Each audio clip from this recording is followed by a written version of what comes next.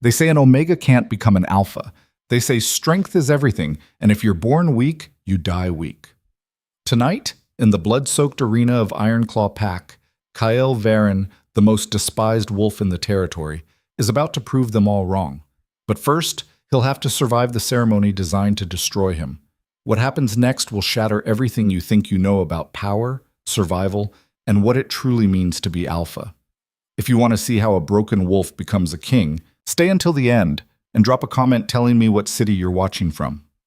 Let's begin. The stench hit Kael before the fist did. Rotting meat mixed with cheap whiskey, breath hot against his face as Torin's knuckles connected with his jaw.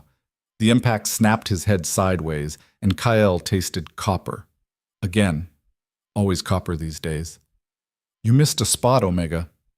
Kael kept his eyes down, watching blood drip onto the stone floor of the pack's communal kitchen. 3 drops. 4. He'd learned to count them, gave him something to focus on besides the pain. I said you missed a spot. Torin grabbed a fistful of Kael's hair, yanking his head back. The beta's face filled his vision, all crooked teeth and twisted satisfaction. Or are you deaf as well as useless? No, sir. The words came automatically, ground smooth by repetition. I'll clean it again. Torin held him there for another moment, fingers tightening until Kael's scalp burned. Then he shoved him backward. Kael's shoulder hit the stone counter, sending fresh pain shooting down his spine, but he didn't make a sound. Sounds only made it worse. Pathetic. Torin spat on the floor, right where Kael had just scrubbed. My 6-year-old daughter has more backbone than you. The other betas in the kitchen laughed. Not because it was funny, Kael knew, but because that's what you did when someone stronger than you made a joke. Ironclaw Pack had rules, unwritten but absolute. Strength earned respect, weakness earned nothing but contempt. And Omegas? They didn't even register on the scale. Kael grabbed the rag from the bucket, the water so cold it numbed his fingers. He scrubbed at the new spittle, his shoulders hunched, making himself smaller. Invisible, if possible. 16 years he'd perfected this art. The art of not being noticed, not being worth the effort of another beating. Most days, it worked. Today wasn't most days. Hey, Varen. That was Crix, younger than Torin, but meaner. He had something to prove, always did. Heard your mother finally ran off. Can't say I blame her. Must be hard, having a son who can't even shift. Kael's hand stilled on the rag. What's the matter? Crix moved closer. Kael could see his boots from the corner of his eye, new leather, probably taken from the last raid. Did I touch a nerve? Oh wait, you don't have those either, do you? No wolf, no nerve, no... Leave him. The voice cut through the kitchen like a blade. Everyone turned. Marcus stood in the doorway, arms crossed, his face unreadable. He wasn't much older than Kael, maybe 19 to Kael's 16, but he wore the crimson armband of an alpha candidate, one of only 12 in the entire pack. In 3 hours, the selection ceremony would narrow that number to 1, the future leader of Ironclaw. Why? Crix didn't back down immediately. Stupid, but brave. He's just... I said leave him.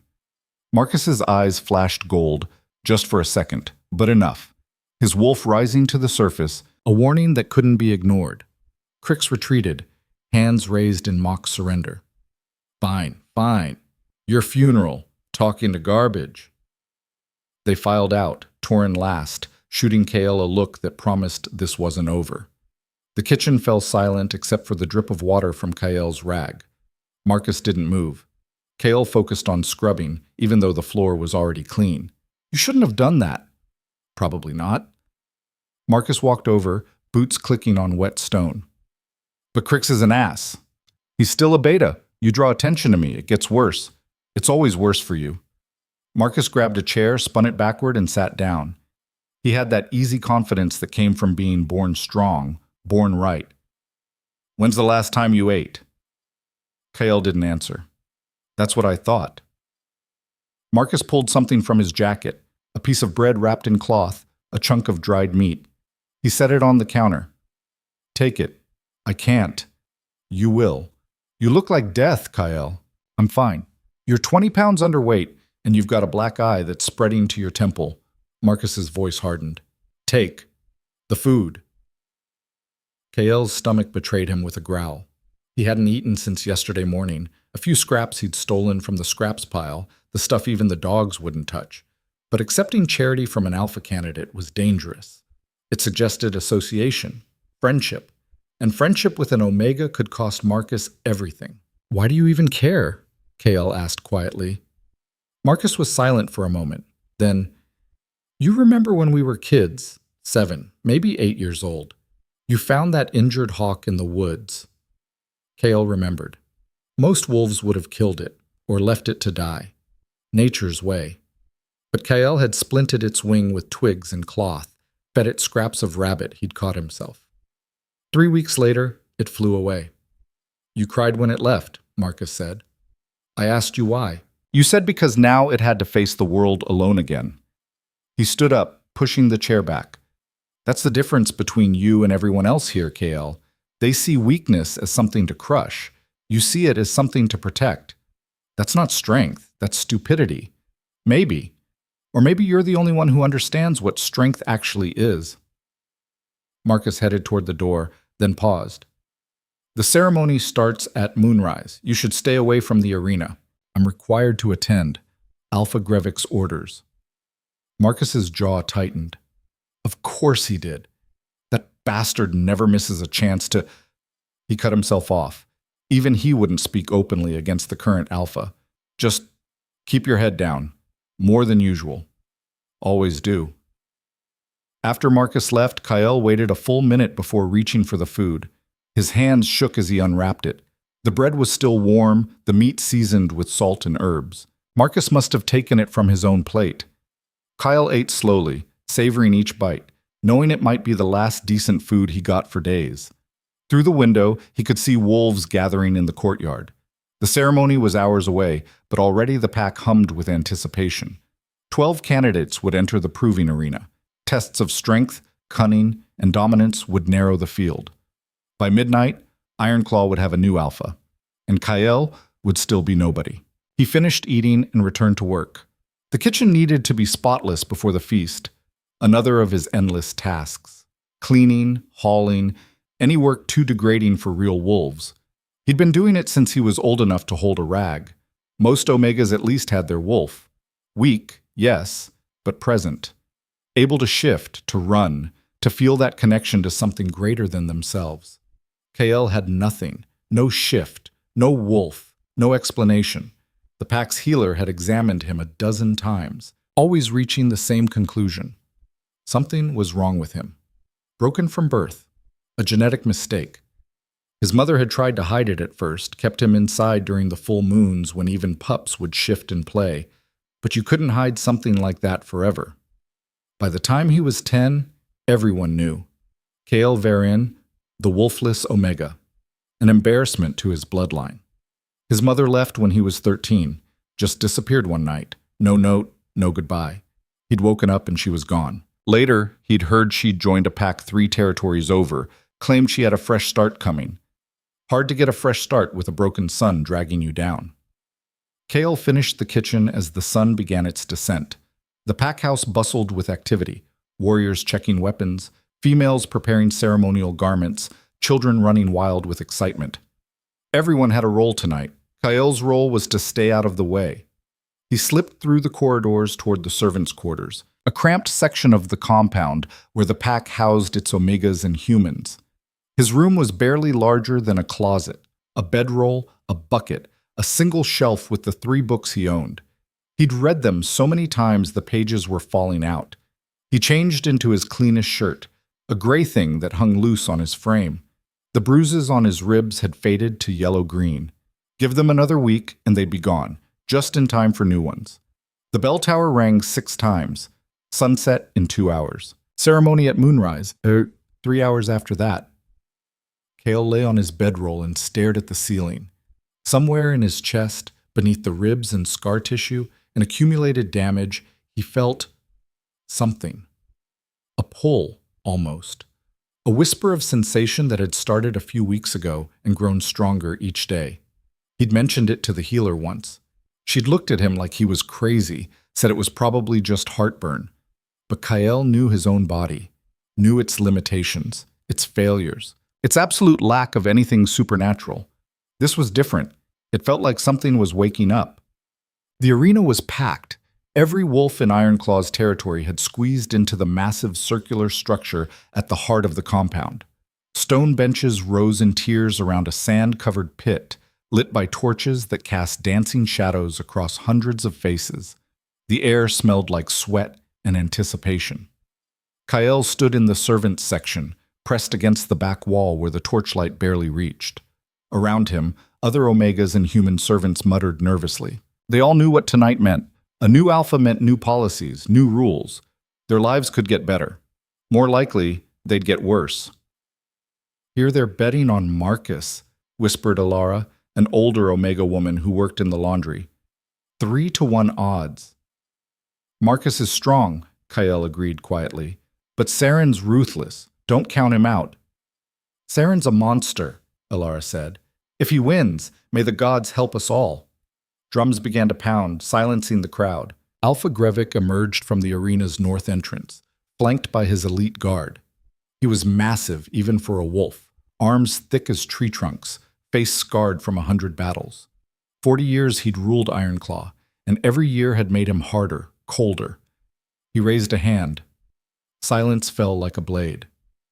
"Tonight we gather under the full moon for the most sacred of our traditions." Grevik's voice carried easily across the arena, no need for shouting. "For 30 days, our candidates have prepared. They have trained. They have sacrificed. Now they will prove themselves worthy, or die trying." Ishayin. A roar of approval from the crowd. "Let the candidates enter!" The 12 walked in from all sides, each wearing the ceremonial red sash. Marcus was there, his face calm but focused. Saren stalked in from the east, all predatory grace and barely contained violence. The others Kael knew by sight, but not name. All warriors, all strong, all born to lead. They formed a circle in the center of the pit, facing each other. Grevik descended the steps to join them. The trials will test everything: strength of body, strength of mind, strength of spirit. He paced the circle slowly, examining each candidate. 3 trials.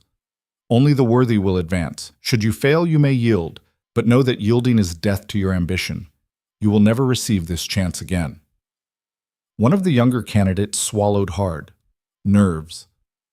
"The first trial," Grevik continued, "is the trial of dominance. Submission or knockout. Last 3 standing advance." He smiled, and it wasn't a kind expression. "Begin." Chaos erupted. The candidates didn't hesitate. This was what they'd trained for, bled for. Fists flew, bodies collided. The sand kicked up in clouds. The crowd screamed approval, bloodlust rising with each impact. Marcus moved like water, deflecting a strike from one candidate while delivering a crushing elbow to another. Saren fought like a demon, all teeth and claws. He'd already half shifted, letting his wolf strength bleed through without fully transforming. 3 candidates went down in the first minute. 2 yielded immediately, crawling from the pit. The third didn't get up. Kael watched, transfixed despite himself. This was the world he'd never belonged to, this raw, primal display of power. It should have felt foreign, wrong even. Instead, something in his chest pulled tighter. The fight continued. 5 candidates left now. 4. Marcus had a split lip but was still standing.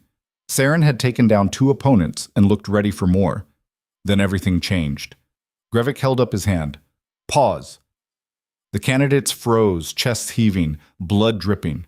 Marcus wiped his mouth, confusion crossing his face. Trials never paused. What was... Kael felt it before he saw it. A pressure in the air, like the moment before lightning strikes. The torches flickered. Wolves in the crowd began to shift nervously, hackles rising, instincts screaming danger. From the main entrance, a figure appeared. He was tall, taller than Grevik, which shouldn't have been possible. Broad shoulders draped in dark furs, face partially shadowed but unmistakably powerful. He moved with the absolute certainty of something that had never known fear, never known defeat. Behind him, 6 others followed. Elite warriors, every one of them. Their eyes glowed in the torchlight, wolves barely contained beneath human skin. The entire arena had gone silent. Grevik's face had gone pale. "Lycan King," he said, and his voice actually shook. "This is unexpected." Drex Halvor stepped into the torchlight, and Kael finally got a clear look at him. The Lycan King wasn't just strong. He was something else entirely, something apex. His eyes were the color of molten gold, his features sharp and cruel and beautiful all at once. Power radiated from him like heat from a forge, not just physical strength, but something deeper, older. The kind of power that bent the world to its will. Alpha Grevik. Drex's voice was smooth, almost gentle. Somehow, that made it more terrifying. "I apologize for the interruption, but I'm afraid your ceremony must end early." "My lord, I don't understand." "You will." Drex descended into the pit, and every candidate except Marcus had the sense to back away. "I've come to claim what's mine." Grevik's confusion was evident. "We have treaties, agreements. Ironclaw is not... I'm not here for your territory." Drex's gaze swept across the arena, methodical, searching. "I'm here for my mate." A collective gasp rippled through the crowd. The Lycan King claiming a mate? The legend said he'd ruled alone for 20 years, never taking a consort, never showing interest in anything beyond conquest and power. Kael's heart hammered. That pull in his chest had become a roar, a screaming instinct that told him to run, to hide, to... Drex's eyes locked onto his. Time stopped. Across the entire arena, through hundreds of bodies and yards of distance, the Lycan King stared directly at Kael Varen and smiled. "There you are." No, this wasn't possible. There had to be a mistake. Kael pressed harder against the wall, but there was nowhere to go, nowhere to hide. Wolves were turning now, following Drex's gaze, confusion spreading like wildfire. The Lycan King was looking at the servants section, looking at an Omega, looking at Kael. Drex walked forward, and the crowd parted like water. His warriors stayed near the entrance, hands on weapons, watching for threats that would never come. Who would be stupid enough to challenge them? He stopped at the edge of the servants section. Up close, he was even more overwhelming. Kael had to tilt his head back just to meet those golden eyes. "Come here," Drex said softly. Kael's legs refused to move. "I said come here." Not a command exactly, more like a statement of inevitable fact. Alara beside him made a small, terrified noise. Other Omegas were backing away, creating space, leaving Kael exposed and alone. Slowly, on legs that trembled, Kael stepped forward. The arena had gone dead silent, hundreds of wolves watching this impossible scene unfold. The Lycan King standing before an Omega, the weakest wolf in Ironclaw pack. Drex reached out and cupped Kael's face, tilting it toward the light. His hand was warm, his touch surprisingly gentle. He studied Kael like a puzzle to be solved, those golden eyes seeing far too much. "You're malnourished," Drex observed. "Injured. Afraid." His thumb brushed across Kael's split lip.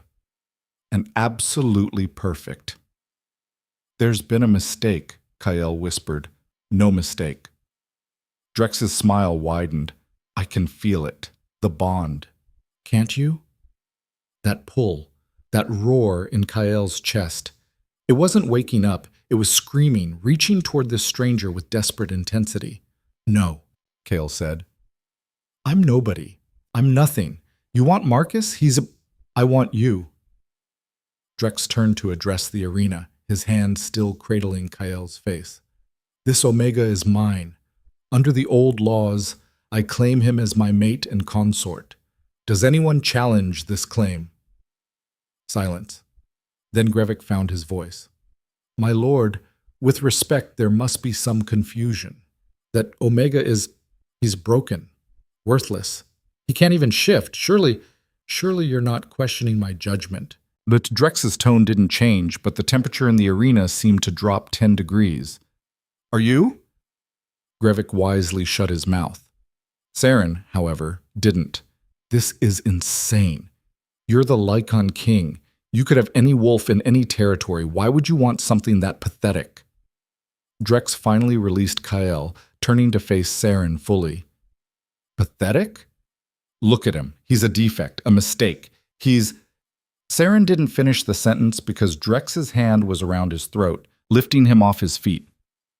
Let me be very clear, Drex said, his voice still that terrible gentle tone. This wolf belongs to me now. You insult him, you insult me. Do you want to insult me? Saren made a choking sound. I didn't think so. Drex dropped him. Saren hit the sand hard, gasping. Anyone else have opinions they'd like to share? No one spoke. Drex turned back to Kael. We're leaving. Say your goodbyes. Kael's mind raced. This couldn't be happening. He looked at Marcus, desperate, pleading. Help me. But Marcus just stared, shock written across his face. He couldn't help. No one could help. The Lycan King had spoken. I don't want to go, Kael said, surprised by his own boldness. Drex raised an eyebrow. No? I don't know you. I don't want this. You think you have a choice? Drex glanced at Grevik. Tell him. Grevik looked like he'd aged 10 years in the last 5 minutes. The old laws are absolute. If the Lycan King claims you, you go. There is no refusal. And if I refuse anyway? Then I take you by force, Drex said simply. And this entire pack burns as punishment for your disrespect. Your choice, Omega. Come willingly, or I paint these walls with their blood. Kael looked around the arena. At the wolves who'd beaten him, starved him, degraded him his entire life. At Grevik, who'd systematically made his existence miserable. At Saren, who'd smiled while doing it. They didn't deserve to die for him. But also something deeper. That pull in his chest wasn't lying. This stranger, this terrifying apex predator, felt right in a way nothing ever had. Like coming home after a lifetime of exile. Kael hated it. Fine, he said. I'll go. Drex's smile returned. Smart wolf. He offered his hand. Kael didn't take it. They walked out of the arena together but separate, Drex's warriors forming a protective circle around them. Behind them, the crowd erupted in confused shouting. But Kael didn't look back. He'd survived 16 years in Ironclaw Pack. Now he had to survive whatever came next. The broken wolf was going to the Lycan Kingdom, and nothing would ever be the same. The horses moved fast, too fast for conversation. Kael gripped the saddle horn until his knuckles went white. Every muscle in his body locked rigid as the landscape blurred past. He'd never ridden before. Omegas didn't get that privilege. And now he was expected to keep pace with warriors who'd been born on horseback. One of Drex's guards rode beside him, a female warrior with scars crossing her face and eyes that tracked his every movement like he might bolt at any second. Smart. He'd been considering it for the last 3 miles. Relax your grip, she said not unkindly. You'll give yourself blisters. I'm fine. You're terrified. There's a difference. She adjusted her reins with practiced ease. I'm Vera, by the way, captain of the King's Guard. Kael didn't respond. What was he supposed to say? Nice to meet you. Thanks for kidnapping me? They rode through the night, stopping only once to water the horses. Kael's thighs screamed in protest when he finally dismounted, his legs nearly buckling. He caught himself on the horse's flank, breathing hard. Drex appeared beside him, silent as a ghost despite his size. You should eat. Not hungry. That wasn't a suggestion. Drex pressed something into his hand, dried meat, bread, a flask of water. Eat. You'll need your strength. For what? Whatever you're planning to do with me? Drex's expression didn't change. For surviving the next few days, the court won't be kind to you. And whose fault is that? Kael shoved the food back at him. I didn't ask for this. I didn't ask for any of this. No, Drex agreed. You didn't, but here we are regardless. He walked away before Kael could respond, joining his warriors near the tree line. Vera sidled up, offering her own water skin. He's not what you expected, is he? I don't know what I expected. A monster, maybe. He can be that too when necessary. She took a drink. But he's also the only ruler in 5 territories who banned the culling of weak pups. The only one who gives Omegas actual rights instead of just lip service. You could do worse for a mate. I don't want to mate. I want to go home. Vera's laugh was short and sharp. Home? To the pack that beat you, that starved you, that would have let you die in some ditch without a second thought? She shook her head. You're smarter than that, Omega. Was he? Kael wasn't sure anymore. Everything had happened so fast. One moment he'd been invisible, the next he was being claimed by the most powerful wolf alive. His mind couldn't catch up to his reality. That pull in his chest had quieted during the ride, but it was still there. A thread connecting him to Drex, growing stronger with proximity. It made him want to scream. They mounted up again. Kael forced down a few bites of bread before climbing back into the saddle, his body protesting every movement. The warrior beside him, a massive male with a braided beard, snorted. First time on a horse, and the king chooses a night ride. You're going to be useless tomorrow. Then I'll fit right in, Kael muttered. Being useless is kind of my specialty. The warrior actually smiled. Rask, 3rd Battalion. Kael. I know who you are. Whole kingdom knows by now. Rask glanced ahead where Drex rode at the front. You're either the bravest wolf I've ever met or the stupidest. Why? Because you told the Lycan King no, in front of witnesses. Most wolves piss themselves just being in the same room as him. Maybe I am stupid then. Or brave, Rask repeated. Time will tell which. They rode until dawn broke over the eastern mountains, painting the sky in shades of amber and gold. Kael had dozed off twice, nearly falling from the saddle both times. Only Vera's quick reflexes kept him mounted. When the Lycan stronghold finally came into view, Kael forgot his exhaustion. It wasn't a building. It was a fortress carved from the mountain itself. Stone walls rising hundreds of feet, towers jutting toward the sky like broken teeth. Banners bearing the Lycan crest. A wolf's head crowned in silver snapped in the wind. The gates were solid iron, reinforced with magic that made Kael's skin prickle even from a distance. This was power. Real, absolute, unquestionable power. Welcome home, Drex said, pulling his horse alongside Kael's. Try not to look so horrified. You'll give the court the wrong impression. What's the right impression? That I want to be here? That you're strong enough to survive here? Drex's eyes met his, serious for once. Because make no mistake, Omega, they will test you. They will push you. And if you break, I can't protect you from all of it. Then why bring me? Because you're mine, said with such absolute certainty that it allowed no argument. And what's mine, I keep. The gates opened as they approached. Beyond lay a courtyard larger than Ironclaw's entire arena, filled with wolves in various stages of training. They stopped when they saw Drex, dropping to one knee in perfect synchronization. All except one. She stood on the steps leading to the main hall, arms crossed, her silver hair braided with gold thread. Beautiful in a dangerous way, like a blade wrapped in silk. Her eyes, pale blue, almost white, fixed on Kael with undisguised contempt. So it's true, she said. Her voice carried easily across the courtyard. You actually brought back an Omega. Drex dismounted in one smooth motion. Lady Thessa, still charming as ever, I see. Still making incomprehensible decisions, I see. Thessa descended the steps, her movements predatory and precise. She circled Kael's horse like a wolf circling prey. This is what you chose? This scrawny, broken thing? Kael's face burned, but he kept his eyes forward. Careful, Drex warned. Your jealousy is showing. Jealousy? Thessa laughed, cold and cutting. Please, I have standards. I'm simply concerned about the kingdom's future. You need a strong consort, someone who can stand beside you, fight beside you. Not, she gestured at Kael dismissively, this. Vera helped Kael down from the horse. His legs nearly gave out again, but he locked his knees, refusing to show more weakness. Thessa noticed anyway. Can't even dismount properly. Wonderful. I'm sure he'll be very useful during the next territorial conflict. Enough. Drex's voice cracked like a whip.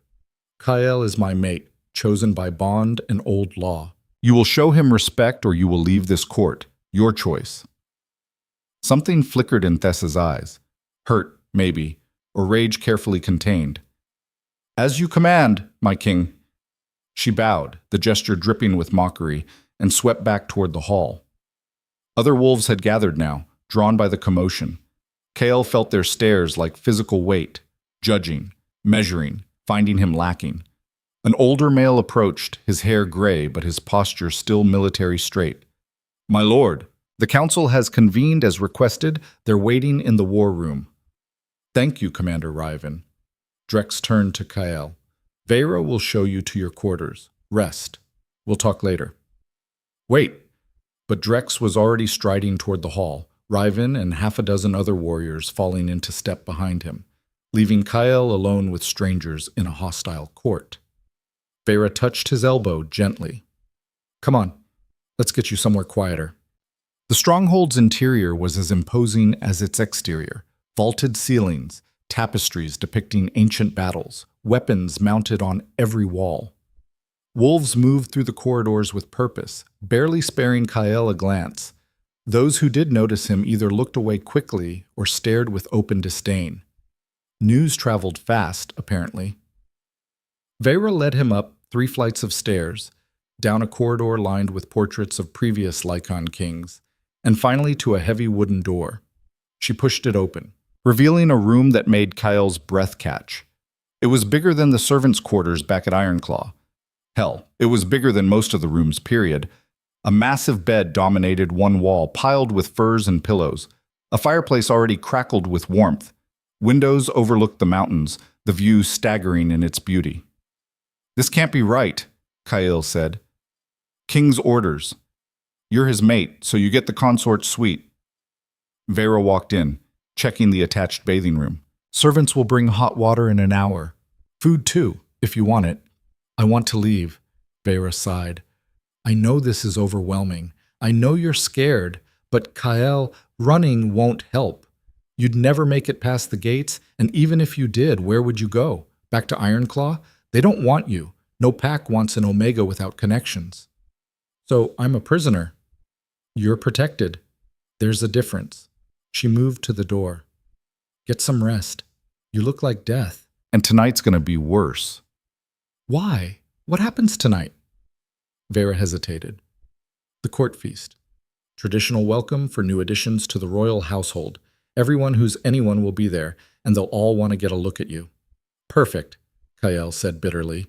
"Another opportunity to be humiliated, or an opportunity to prove them wrong." Vera's expression softened slightly. "The king chose you for a reason, Omega. Maybe figure out what that reason is before you give up entirely." After she left, Kael collapsed onto the bed. The mattress was softer than anything he'd ever felt, the furs luxurious against his skin. His body screamed for sleep, but his mind raced too fast. This was insane. All of it. He was Kael Varen, the broken wolf who couldn't shift. What was he supposed to do in a court full of warriors and nobles? How was he supposed to survive when he couldn't even... The door opened without warning. Kael jerked upright as 3 females entered, carrying armfuls of clothing and what looked like grooming supplies. They barely glanced at him before getting to work, laying out garments on the bed, setting up washing basins. Kael said. "What's happening?" The oldest of the 3, a woman with gray streaking her dark hair, gave him an appraising look. "We're here to prepare you for the feast, obviously. I can prepare myself. The king requested we assist you." She pulled out a razor-sharp pair of scissors. "Your hair needs trimming, your nails are a disaster, and you smell like horse and fear. We have 4 hours to make you presentable, so strip." Kael's face went hot. "Excuse me?" "You heard me. Off with the clothes. You're not going before the court looking like a refugee." When Kael didn't move, she softened slightly. "I'm Mira. This is Jesseth and Corin. We serve the royal household, and right now that includes you. We're not here to hurt you, boy. Just help you not embarrass yourself tonight." Slowly, feeling exposed and vulnerable, Kael removed his shirt. The bruises had faded but were still visible. All 3 women went very still. "Who did this?" Mira asked quietly. "Does it matter?" "It matters." Jesseth, younger with kind eyes, brought over warm water and clean cloths. If someone in this court laid hands on you, oh, it was before, at Ironclaw. Kale grabbed a cloth, scrubbing at his arms. I'm fine. They didn't look convinced, but they didn't push. For the next 2 hours, they worked on him with efficient precision. They trimmed his hair, scrubbed away layers of grime, tended to cuts and scrapes he'd forgotten he had. When they pulled out formal clothing, deep blue tunic embroidered with silver thread, black trousers that actually fit, Kyle balked. This is too much. This is barely adequate, Mira countered. You're the king's chosen mate. You represent him now. Act like it.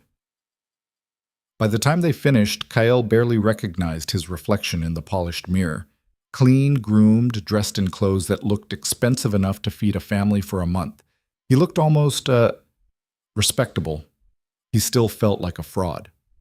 Vera returned as the sun began setting, now wearing formal armor polished to a shine. Ready? No. Good answer. Come on. The Great Hall was already packed when they arrived. Long tables stretched the length of the room, laden with food and drink. Wolves in fine clothing mingled, their laughter and conversation creating a wall of sound. At the far end, on a raised platform, sat the high table where the king and his inner circle would dine. Every eye turned when Kyle entered. The conversation died like someone had cut its throat. Kale forced himself to walk forward, keeping his chin up even though he wanted to melt into the floor. Vera stayed close, a solid presence at his back. Drex sat at the center of the high table, and he stood when he saw Kyle. There you are. He descended the platform, meeting Kyle halfway. In a voice pitched to Carrie, he said, My court, my kingdom. I present Kyle Varen, my chosen mate under the old laws. The silence stretched. Then, slowly, wolves began to bow. Not everyone. Thessa remained conspicuously straight-backed, but enough that Kyle felt the weight of expectation crushing down. Drex took his hand, leading him to the high table. A seat had been prepared next to the king's throne, marked with silver emblems. The consort's place. Kale sat, his back rigid, as Drex addressed the hall. Tonight we celebrate new bonds and old traditions, eat, drink, and welcome the newest member of our household. The hall erupted in cheers, forced, probably, but loud enough. Servants began bringing out course after course. Kale's plate filled with food he'd never seen before, rich and elaborate dishes that smelled incredible. He couldn't eat any of it. His stomach was tied in knots. Across from him sat Commander Riven and 2 other high-ranking wolves. To his left, unfortunately, was Thessa. She picked at her food with delicate precision, occasionally shooting Kyle looks that could strip paint. So, she said during a lull in conversation, tell us about yourself, Omega. What exactly qualifies you to sit beside the Lycan King? Every head at the table turned. Kyle set down his fork. Nothing, apparently. Finally, some honesty. Thessa smiled. At least you're self-aware. That's more than most Omegas can claim. Lady Thessa, Drex said, his tone warning. What? I'm simply making conversation. She turned her attention back to Kyle. You can't shift, correct? How unfortunate. I can't imagine being so incomplete. Heat crawled up Kyle's neck. Don't engage. Don't give her the satisfaction. But Thessa wasn't done. And you have no combat training, no political experience, no discernible skills whatsoever.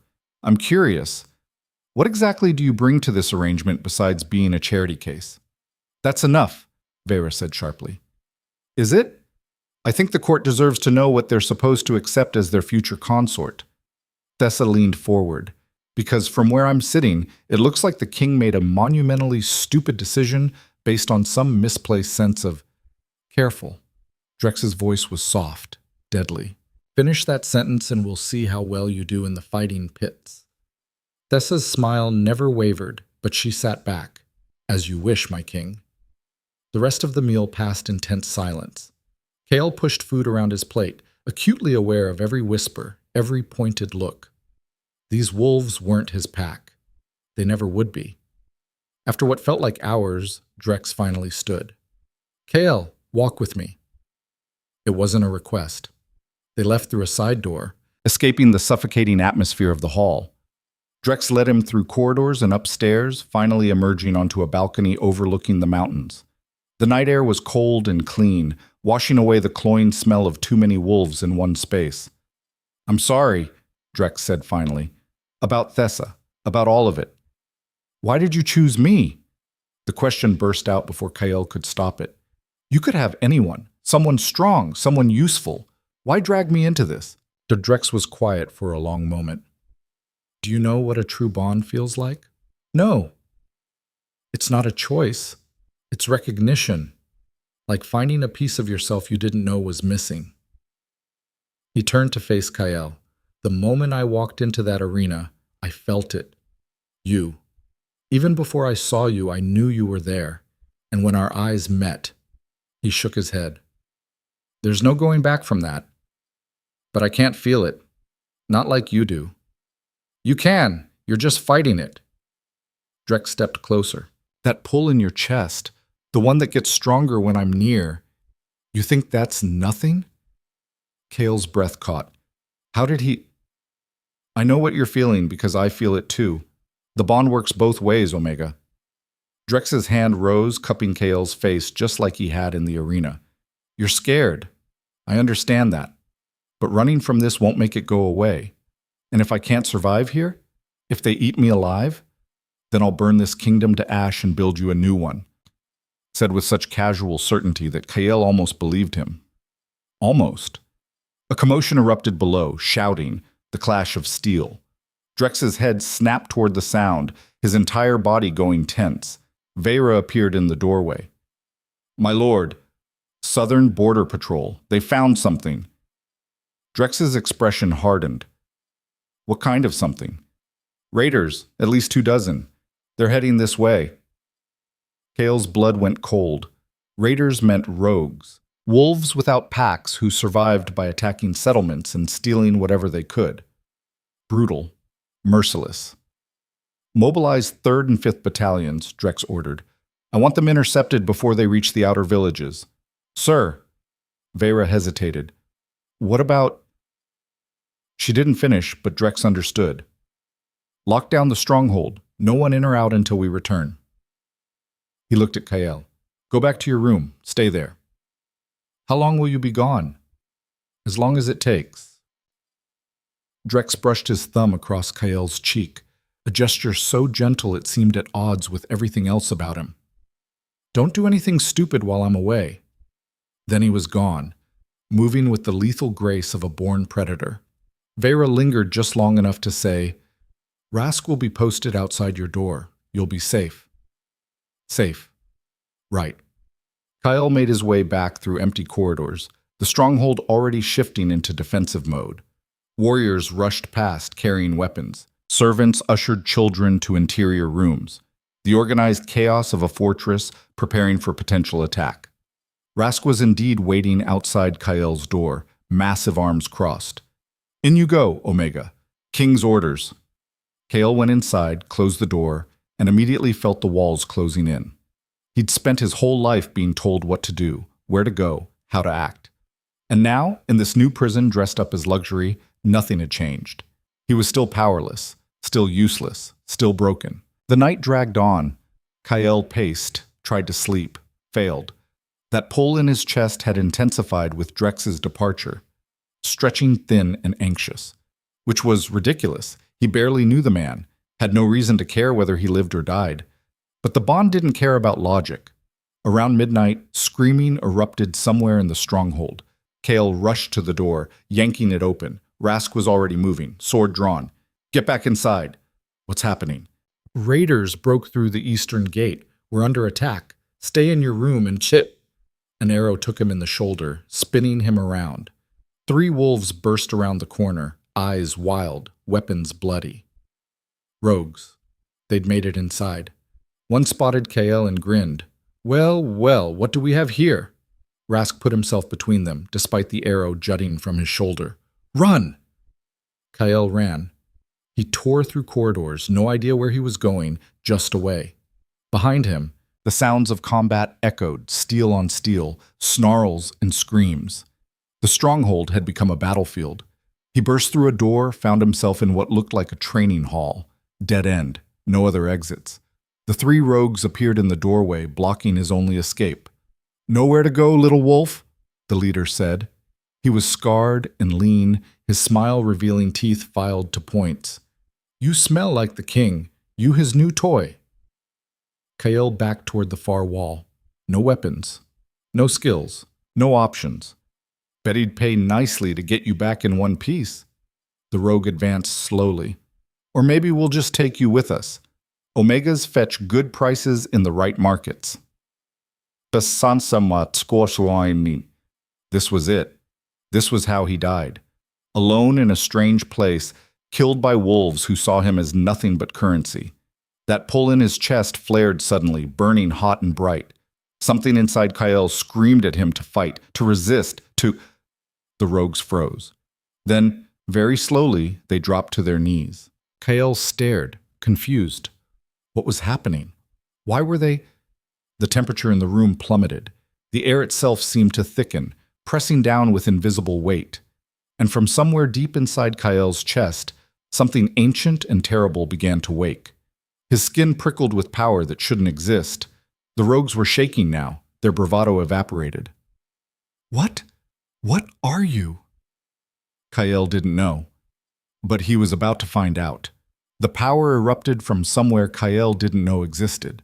It felt like lightning trapped under his skin, burning through every nerve, every cell. The training hall's temperature dropped so fast that frost crept across the stone walls. His breath came out in white clouds, and the three rogues, hardened killers who'd survived by being vicious, were trembling like pups. "Please," the leader whispered, his filed teeth chattering. "We didn't know."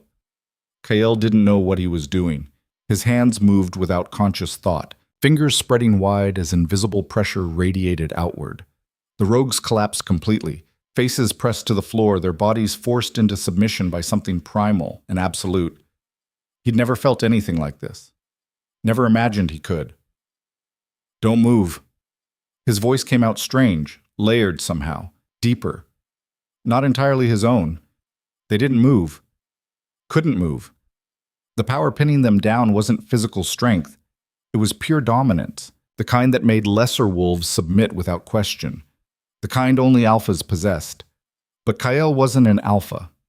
He wasn't anything. Footsteps thundered in the corridor. Vera burst through the doorway, sword drawn and bloody, 3 other warriors behind her. She took in the scene, Kael standing in the center, frost spreading from beneath his feet, 3 rogues prostrate and whimpering, and went very still. "What in the hell's—" The power cut off like a severed rope. Kael staggered, his legs giving out. One of the warriors caught him before he hit the ground, but Kael barely noticed. His head spun, his heart hammered against his ribs, and that burning sensation under his skin hadn't faded. "Secure the rogues," Vera ordered, not taking her eyes off Kael. "Get them to the cells. Move." The warriors hauled the shaking men to their feet and dragged them out. The leader kept looking back at Kael, terror written across his scarred face. Vera knelt beside Kael, her hand on his shoulder. "Are you hurt?" What did I do?" "I was hoping you could tell me." She helped him stand, steadying him when he swayed. "Kael, that was dominance projection, high-level alpha ability, the kind that takes years of training to—" She stopped. "You can't shift. You shouldn't be able to do any of this." "I know." Kael's hands were shaking. He shoved them into his pockets, trying to hide it. "Izrask, he'll live." Arrow missed anything vital. Vera's expression softened slightly. "He said you ran instead of hiding in your room. Probably saved his life, drawing them away." "I wasn't trying to save anyone. I was just scared." "Scared wolves don't take down 3 rogues without a weapon." She guided him toward the door. "Come on, we need to get you somewhere secure until the king returns." The stronghold was chaos. Wounded warriors lined the corridors, healers rushing between them. The attack had been brief but brutal. Raiders were specialists in hit-and-run tactics. They'd breached the eastern gate through sheer numbers, killed or wounded dozens, and vanished back into the night before a proper defense could organize. Cowards, but effective ones. Vera brought Kael to what looked like a war room, maps covering the walls and a massive table dominating the center. Commander Riven was there, along with several other high-ranking wolves. They all turned when Kael entered, their expressions ranging from curiosity to suspicion. "The Omega," Riven said. "Not hostile exactly, but not friendly either. Vera tells us you had an interesting evening. I don't know what happened. You manifested alpha abilities without being able to shift. That's not just interesting, it's impossible." Riven circled the table, studying Kael like a puzzle with missing pieces. "Unless you've been lying about not being able to shift." "I'm not lying, I've never shifted." "Never even felt close." "Then explain how you projected dominance strong enough to drop 3 rogues without touching them." "I can't explain it. I don't understand any of this." Kael's frustration boiled over. "You think I wanted this? Any of this? I was fine being nobody. At least I knew the rules for being nobody." "Fine is a strong word for how you were living," Vera muttered. Before Riven could respond, horns sounded from the ramparts. 3 sharp blasts. The king was returning. Relief and anxiety tangled in Kael's chest. That pull toward Drex intensified, like a rope going taut. He hated how much he wanted to see him, hated how the bond made him feel things he hadn't chosen. Drex strode into the war room 10 minutes later, blood splattered across his armor, eyes blazing gold. His gaze found Kael immediately, scanning for injuries. "You're alive." "Barely," Kael said. "The raiders?" 12 dead, 8 captured, the rest scattered. Riven's tone was grim. "They hit us harder than expected. Someone leaked our patrol schedules." Drex's jaw tightened. "We have a traitor." "It appears so, but that's not our most pressing concern." Riven gestured at Kael. "Your mate exhibited alpha-level abilities during the attack. Dominance projection, specifically." Every wolf in the room went silent. Drex's expression didn't change, but something flickered in his eyes. "Show me." "I don't know how. It just happened." "Try." Drex moved closer, his presence overwhelming. "Focus on that feeling you had. The power. Call it forward." Kael closed his eyes, searching for that burning sensation. It was still there, buried deep, but when he reached for it, nothing happened. No surge of power, no mysterious force, just emptiness. "I can't. You're holding back. I can feel it." "I'm not." Kael's eyes snapped open. "How can you feel it?" "The bond." Drex's hand rested over his own chest, right above his heart. "It goes both ways. Remember? I feel what you feel. And right now you're terrified of what's inside you." "Wouldn't you be? I'm not supposed to have any power. I'm broken." "You're not broken." Drex's voice was firm. "You're something else entirely. Something I've never encountered before." He turned to Riven. "Double the guard rotations. I want every entrance secured and every wolf accounted for. If we have a traitor, I want them found. And the Omega? Stays with me. No room for argument. If he's manifesting abilities, I want to know why and how." Thessa appeared in the doorway, her silver hair disheveled and a cut above her eye. "My king, the prisoners are ready for interrogation." "Good. Bring the leader to the throne room." Drex looked at Kael. "You're coming too." "Why?" "Because I want to see if they react to you the same way they did earlier." The throne room was smaller than the Great Hall, but no less imposing. Torches burned in iron sconces, casting shadows that danced across stone walls. Drex's throne sat on a raised platform, carved from black stone and inlaid with silver. He settled into it with the casual confidence of someone born to rule, while Kael stood awkwardly to the side. The rogue leader was dragged in by 2 guards, chains rattling. He looked worse than before, bruised, bloodied, absolutely miserable. But when his eyes landed on Kael, that same terror returned. He dropped to his knees without being forced. "Interesting," Dutch Drex observed. "Why do you fear him more than me?" The rogue's mouth worked soundlessly. "Answer your king," one of the guards snarled. "He's—" The rogue's voice cracked. "He's marked, old magic, the kind that shouldn't exist anymore." The room went very quiet. Drex leaned forward. Explain. The symbols on his wolf. I saw them when the power manifested. The rogue was shaking harder now.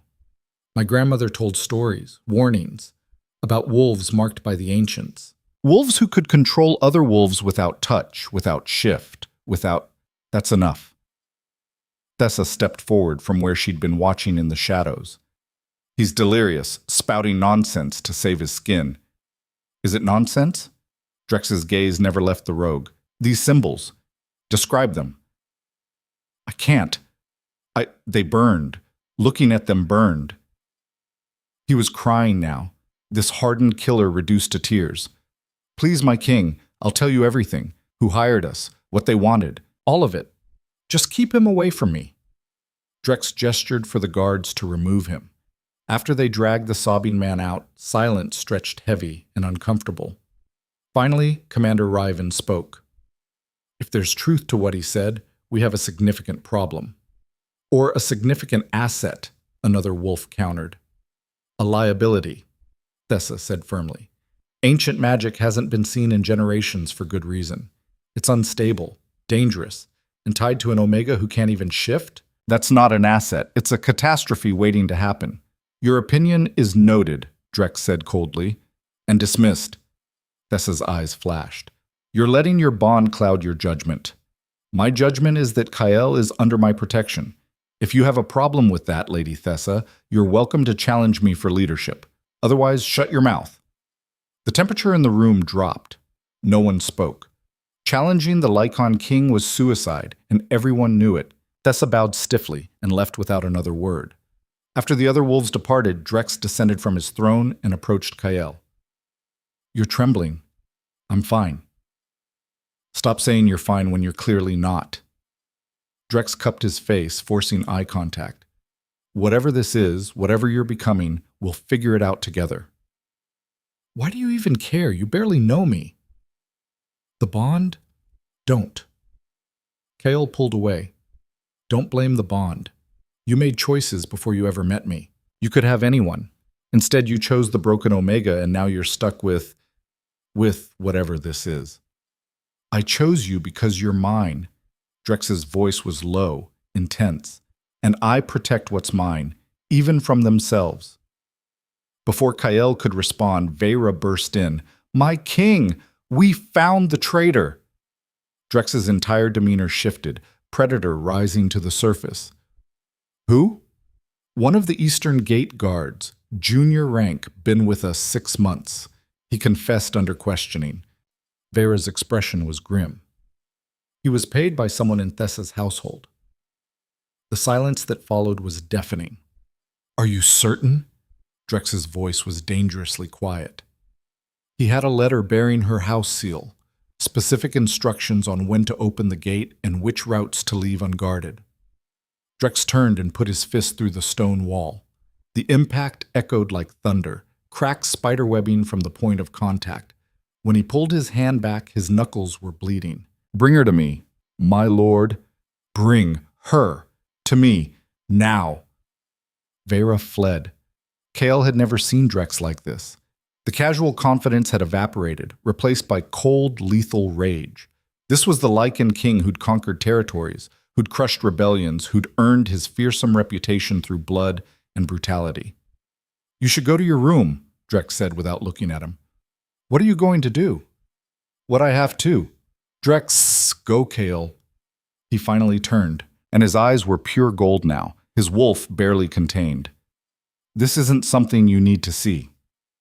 Kael left, but not because he was scared, because he recognized the look in Drex's eyes. The same look Alpha Grevik got before he ordered executions. The look of someone who'd made a decision that couldn't be undone. He made it halfway to his room before he heard the screaming.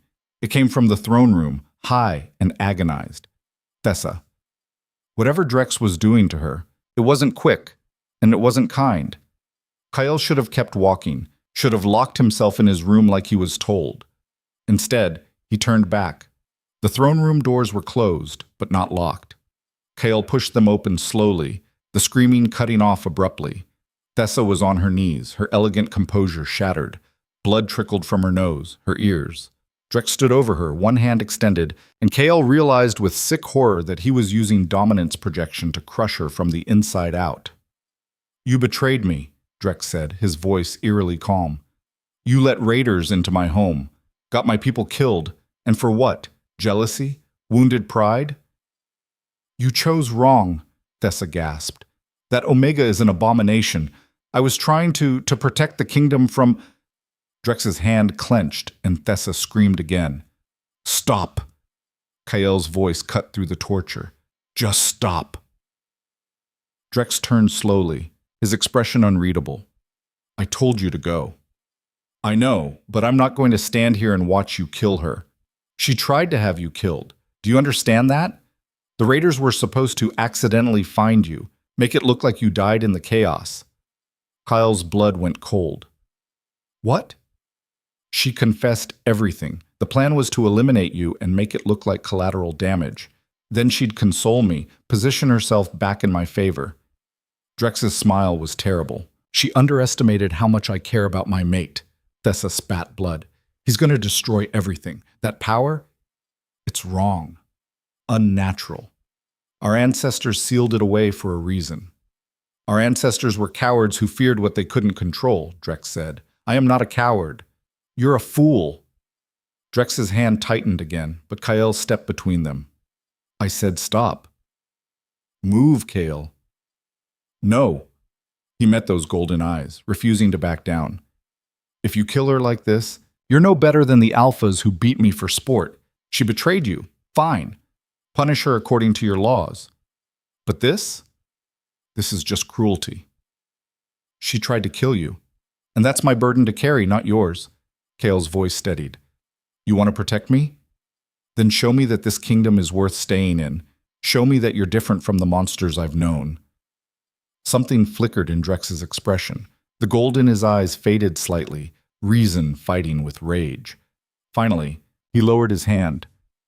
Thessa collapsed, gasping. "You're banished," Drex said. "Take nothing. Leave before dawn. If you're found in my territory after sunrise, I'll finish what I started." Thessa stared at him, disbelief and hatred warring on her face. "You're choosing him over me. Over everything we were never anything. You imagined a future that was never going to happen." Drex's voice was flat, emotionless. "Be grateful I'm showing you mercy. It's more than you deserve." The guards entered and hauled Thessa away. She didn't struggle, but the look she shot Kael promised that this wasn't over.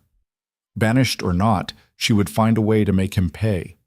When they were alone, Drex sank onto his throne, suddenly looking exhausted. "You shouldn't have interfered." "Probably not. I'm good at doing things I shouldn't." Kael approached cautiously. "Are you okay?" "I almost killed her. Would have, if you hadn't stopped me." Drex rubbed his face. "The bond makes me unstable where you're concerned. Someone threatens you, and I lose all perspective. That's terrifying." "I know." He looked up at Kael, something vulnerable in his expression. "You were right, though, about being different. I can't rule through fear alone. I've tried. It doesn't work." Kael sat on the steps leading to the throne, exhaustion crashing over him. His whole body ached from the power surge earlier, and his mind spun with too many revelations to process. "The rogue said my wolf has symbols," he said quietly. "Old magic. What does that mean?" "I don't know, but I'm going to find out." Drex stood, offering his hand. "Tomorrow. Tonight, you need rest." "I'm not sure I can sleep after all this." "Then we'll sit awake together." Drex pulled him to his feet. "Come on." They walked through empty corridors to Drex's private chambers, a sprawling suite that made Kael's room look modest by comparison. Books lined the walls, weapons hung in places of honor, and a massive fireplace crackled with warmth. Drex poured 2 glasses of amber liquid from a crystal decanter. "Whiskey. It helps." "I've never had whiskey." "You're about to." He pressed a glass into Kael's hand. "Drink."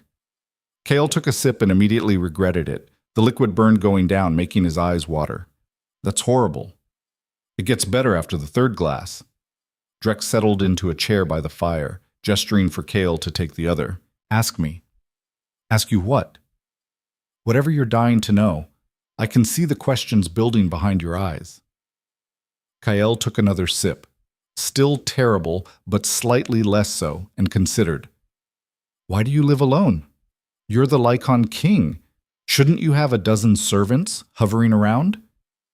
I value my privacy, and I've learned that the fewer people who have access to you, the fewer can betray you. Drex swirled his whiskey. Trust is a luxury I can't afford. But you trust me. I have to.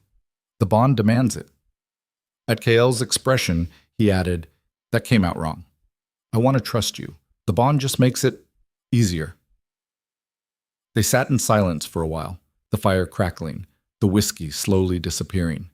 Kael felt the tension draining from his shoulders, replaced by a strange sense of peace. Here, in this quiet space, he didn't have to be anything but himself. Can I ask you something? Drex said eventually.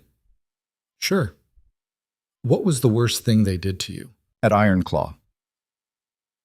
Kael's hand tightened on his glass. Why do you want to know? Because I'm trying to understand what you survived. What made you strong enough to still be standing? The worst thing. Kael had so many to choose from, but one memory rose above the rest, sharp and painful. I was 14, he said quietly. It was the annual pack hunt. Everyone shifts and runs together, takes down deer or elk. It's supposed to build unity. He stared into the fire. I couldn't shift, obviously, but Alpha Grevik insisted I participate anyway, said I could carry supplies, help with the kill. Drex's expression darkened. What happened? They left me, deliberately, took me deep into the forest and just disappeared, told me to find my own way back. It was winter. I had no supplies, no coat, no idea which direction to go. Kael's voice remained steady, but his hands shook. I wandered for 3 days before I stumbled onto a road, nearly died of exposure. When I finally made it back, Grevik laughed and said, maybe next time I'd learn to shift properly. I'm going to kill him, Drex said calmly. Slowly, painfully. He's not worth it. He hurt you. That makes him worth it. Drex leaned forward. Kael, you need to understand something. What they did to you, that wasn't normal pack discipline. That was systematic abuse, and you didn't deserve any of it. I was weak. You were a child. And weakness isn't a crime. Drex's intensity burned through the space between them. Promise me something. Promise me you'll stop calling yourself broken. You're not broken. You're just beginning to discover what you actually are. Kael wanted to argue, but the words stuck in his throat. Because maybe, just maybe, Drex was right. A knock at the door interrupted the moment. Vera entered, looking apologetic. My king, the council is demanding an emergency session. They've heard about Thessa's banishment, and they're not happy. Drex cursed under his breath. Of course they're not. Tell them I'll meet them in an hour. After Vera left, Drex stood and began removing his blood-stained armor. You should get some sleep. This is going to be a long night. What will you tell them? The truth, that she committed treason and got off lightly. He paused. They'll push for your removal from the kingdom, claim you're a destabilizing force. Maybe I am. Then we'll destabilize together. Drex crossed to Kael, tilting his chin up. Whatever happens, you're not going anywhere. Clear? Clear. Drex kissed his forehead, a surprisingly gentle gesture, and left for the council session. Kael made his way back to his own room, his mind churning. Ancient magic, symbols on a wolf he'd never seen, power that shouldn't exist. And now a council that wanted him gone. He was starting to think maybe death by rogues would have been simpler. Sleep came eventually, fitful and full of strange dreams. Wolves with glowing symbols, voices speaking languages he didn't understand, power building and building until he thought he'd explode. He woke to shouting. Dawn light streamed through the windows. Someone was yelling in the corridor, multiple voices overlapping. Kael scrambled out of bed, yanking open the door. Rask was there, his shoulder bandaged, arguing with 3 wolves in council robes. They all turned when they saw Kael.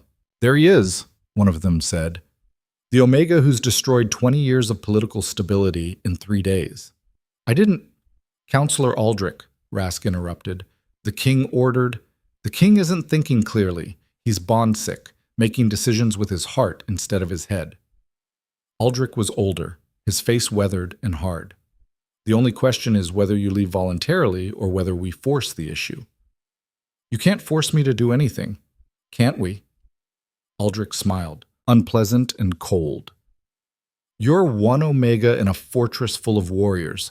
Without the king to protect you, how long do you think you'd last? Rask's hand went to his sword. Back off, counselor. Or what? You'll cut down the king's own advisors? Aldrich's smile widened. Drex's affection for this creature has made all of you forget your place. Perhaps it's time for a reminder. More wolves appeared in the corridor, council supporters judging by their hostile expressions. At least a dozen of them surrounding Kael's door. This was an ambush. Rask stepped in front of Kael. Last warning. Stand down, warrior. This doesn't concern you. Everything concerning the king's mate concerns me. The standoff might have turned bloody if Drex hadn't appeared at the end of the corridor, his presence like a physical force. The wolves parted immediately, survival instinct overriding politics. Counselor Aldrich, Drex said pleasantly, too pleasantly, threatening my mate in my own stronghold. Bold strategy. We were simply expressing our concerns. You were cornering him like prey. Drex walked forward slowly, and Kael saw several council members step back. Let me make something very clear to all of you. Kael Varen is under my protection. Anyone who touches him, threatens him, or even looks at him wrong will answer to me personally. Is that understood? My king, the council has the right. The council has the rights I give them, nothing more. Drex's eyes flashed gold. Now get out of my sight before I decide your services are no longer needed. They fled, robes flapping, dignity abandoned. After they left, Drex checked Kael over for injuries. Are you hurt? I'm fine. Rask stopped them before. Good man. Drex clapped Rask on his uninjured shoulder. Double rations for a week, and thank you. Rask bowed and left, leaving them alone in the corridor. This is getting worse, Kael said quietly. First Thessa, now the council. Maybe they're right. Maybe I should eat. Don't finish that sentence. Drex's jaw was tight. You're not leaving. They're going to have to accept you one way or another. How? They hate me. Then we give them a reason not to. Drex's expression shifted, calculating. There's a tradition, an ancient trial used to prove worth when bloodline or status is questioned. It's dangerous and usually reserved for succession disputes, but what? But if you pass it, no one can question your place here, not the council, not the nobles, not anyone. He met Kael's eyes. The proving trials. 3 tests of leadership, strength, and wisdom. Pass all 3, and you'll be recognized as my legitimate consort with full authority. And if I fail, Drex was silent for a moment. Then you're exiled permanently, no second chances. Kael's stomach dropped. That's insane. I have no training, no skills, no... You have more than you think. I've seen it. Drex took his hands. I'm not going to lie to you. This will be the hardest thing you've ever done. The trials were designed to break candidates who are trained warriors, but it's also the only way to secure your position permanently. Why are you pushing this? Why not just exile me? It would be easier for you. Because you're mine, said with absolute conviction, and I fight for what's mine, but this time you have to fight too. Not just survive, fight. Show them what I already know. What do you know? That you're stronger than all of them combined. You just don't see it yet. Kael wanted to believe him, wanted to think that maybe, somehow, he could do this impossible thing, but belief and reality were very different things. When would the trials start? 3 days. That gives you time to prepare. Drex squeezed his hands. I'll train you myself. We'll work from dawn to midnight if we have to. You won't face this alone. And if I fail anyway, then we'll burn that bridge when we come to it. Drex pulled him close, his embrace solid and warm. Trust me, Kael, just this once, trust that I know what I'm doing. Against all logic and self-preservation instincts, Kael found himself nodding. 3 days to prepare for trials that would either cement his place in this deadly new world or destroy him completely. 3 days to become something he'd never been. 3 days to prove he was more than the broken wolf everyone believed him to be. The clock was ticking, and Kael Varen had no idea if he'd survive what came next. The training yard was empty when Drex led Kael there before dawn. Frost clung to the stones, and their breath came out in white clouds. Weapons lined the walls, swords, spears, axes, all polished and deadly. Kael eyed them nervously. "I've never held a sword in my life." "Good. Then you won't have any bad habits to unlearn." Drex selected 2 wooden practice blades from a rack. He tossed one to Kael, who barely caught it. "The first trial is combat. You'll face 3 opponents in succession, no breaks between rounds. 3 trained warriors? I'll be dead in 30 seconds. Not if you fight smart instead of strong." Drex raised his blade. "Attack me." Kael just stared. "I said attack me." "Come on!" Kael swung the wooden sword clumsily. Drex stepped aside easily, the blade whistling through empty air. Before Kael could recover, Drex's sword cracked against his ribs. Not hard enough to break anything, but enough to hurt. Kael stumbled back, gasping. "What the hell? Again!" "I don't." "Again." No sympathy in Drex's voice now. This was the Lycan King, the warrior who'd conquered territories. "You wanted to survive? Then fight." Anger flared hot in Kael's chest. He swung again, putting his frustration behind it. Drex blocked, twisted, and swept Kael's legs out from under him. Kael hit the ground hard, stars bursting across his vision. "You're telegraphing every move, Drex said, offering a hand. Your shoulders tense before you swing. Your eyes focus on your target. A trained fighter reads you like a book." Kael accepted the hand up, his pride stinging worse than his bruised ribs. "Then how am I supposed to—" "Deception. Misdirection. Make them think you're going left, then go right," Drex demonstrated, his movements fluid and controlled. "You can't overpower them, so you outthink them." They drilled for hours. Kael lost count of how many times he hit the ground, how many bruises bloomed across his arms and legs. But slowly, incrementally, something started to click. He learned to watch his opponent's feet instead of their blade, learned to create openings through feints and false attacks. He still lost every exchange, but he lasted longer each time.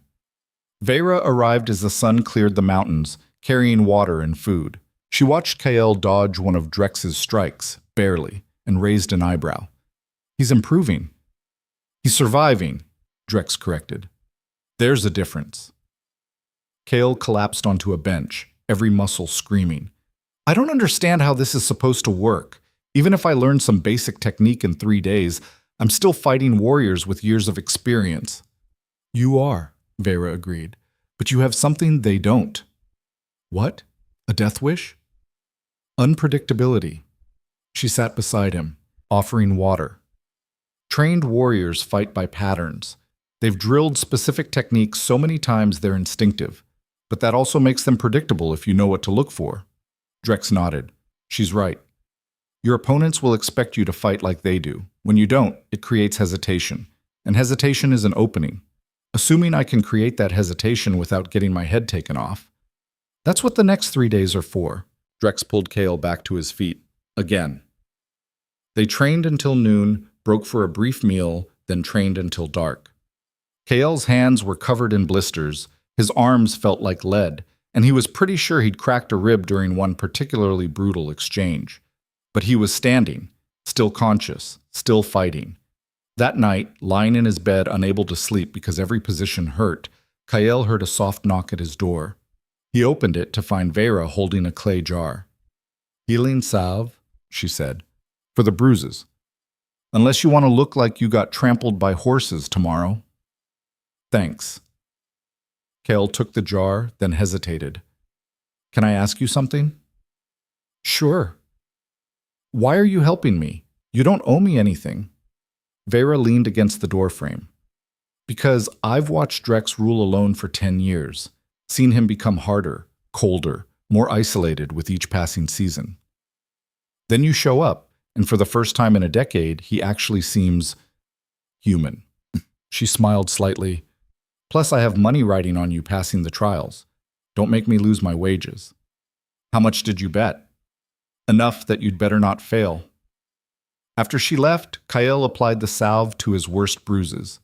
The ointment was cool and smelled like pine, and within minutes the pain dulled to a manageable ache. The second day was worse than the first. Drex brought in Rast to provide a different fighting style, heavier, more aggressive. Where Drex fought like water, flowing and adaptive, Rask fought like a landslide, all-crushing power and momentum. Kael learned to give ground, to redirect force instead of blocking it. He learned that survival sometimes meant running, creating distance, forcing his opponent to chase and exhaust themselves. He also learned that getting hit by Rask felt like getting hit by a battering ram. "You're thinking too much," Rask said after knocking Kael down for the 10th time. "Combat isn't about planning 3 moves ahead. It's about reacting." Instinct. I don't have combat instincts. Everyone has combat instincts. You've just spent your whole life suppressing them. Rask offered a hand. What happened when those rogues cornered you, when you thought you were going to die? Kael remembered, the fear, the desperation, and then that surge of power. I didn't think, I just reacted.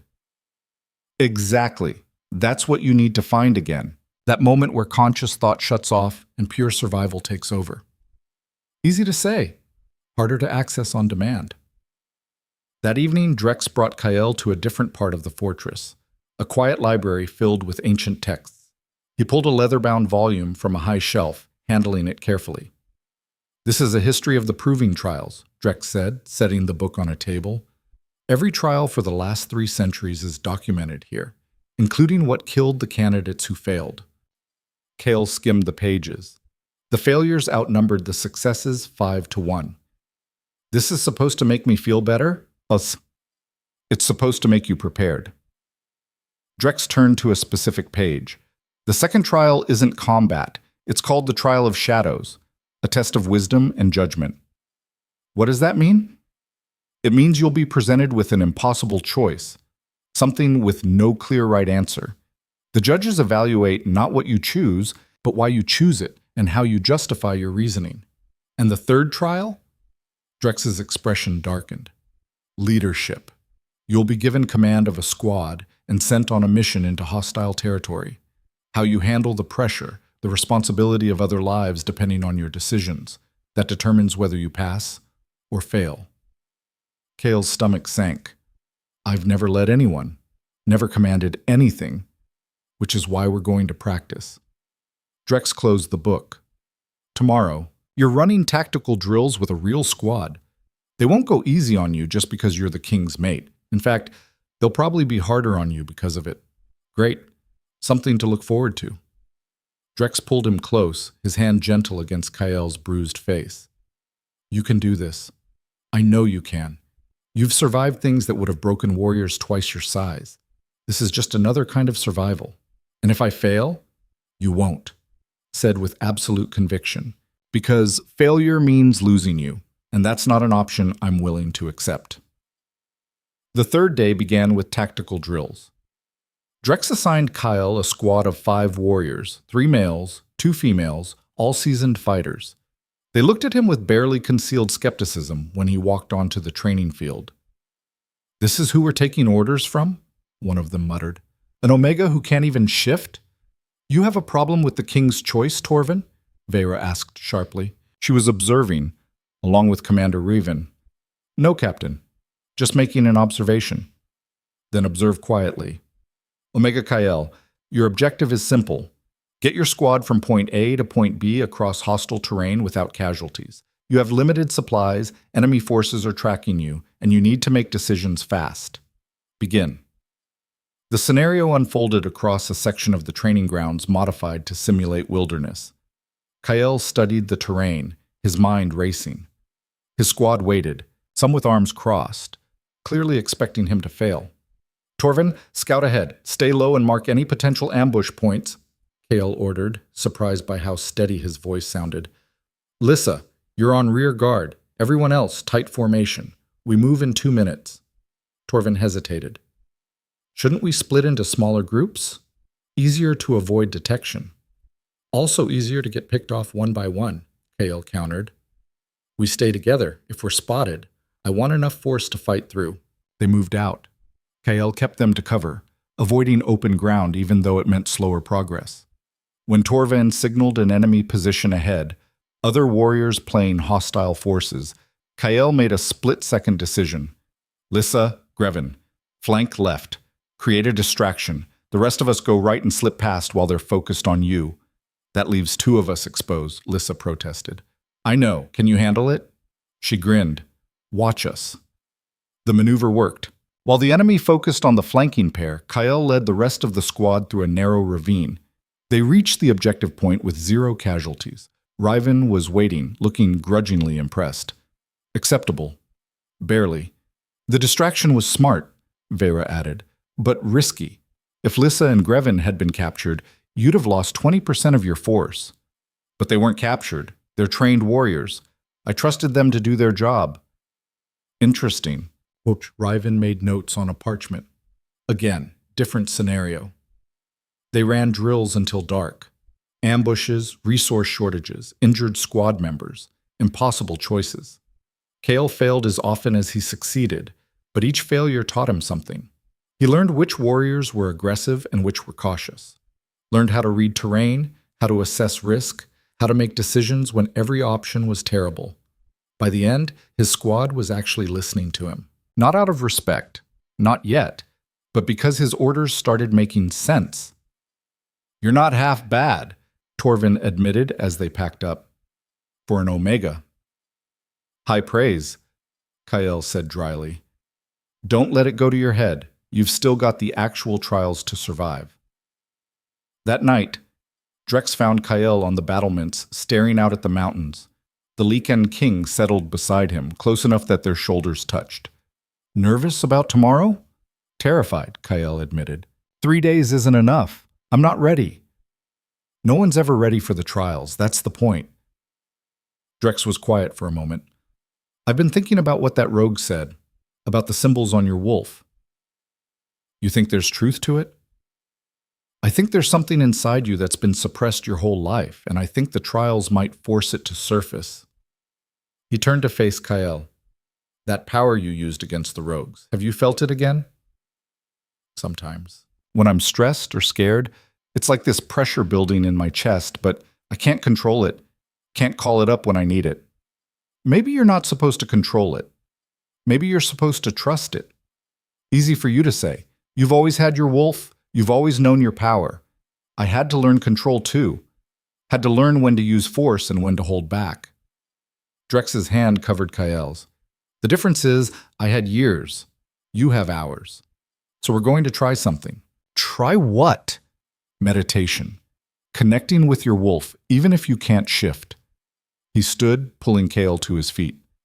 Come on. They went to Drex's chambers. He lit candles around the room, creating soft, flickering light. The scent of pine and something sharper, sage maybe, filled the air. Sit, Drex instructed, settling onto the floor. Kael joined him, cross-legged and uncertain. Close your eyes. Focus on your breathing, in through your nose, out through your mouth. Kael obeyed, feeling ridiculous. I don't see how this... Don't think, just breathe. Drex's voice was calm, steady. Now focus on that pull in your chest, the one you feel toward me. Follow it inward. Kael tried. The bond was there, stronger than ever, a golden thread connecting him to Drex. But when he focused on it, tried to follow it deeper, he hit a wall. Something blocked him, dark and solid. There's something in the way, Kael said, frustration building. Then push through it. That wall is fear. Years of being told you're broken, you're worthless, you're wrong. It's a lie. Push through the lie. Kael pressed harder, and suddenly the wall cracked. Power flooded through him, that same burning sensation from before, but stronger, more focused.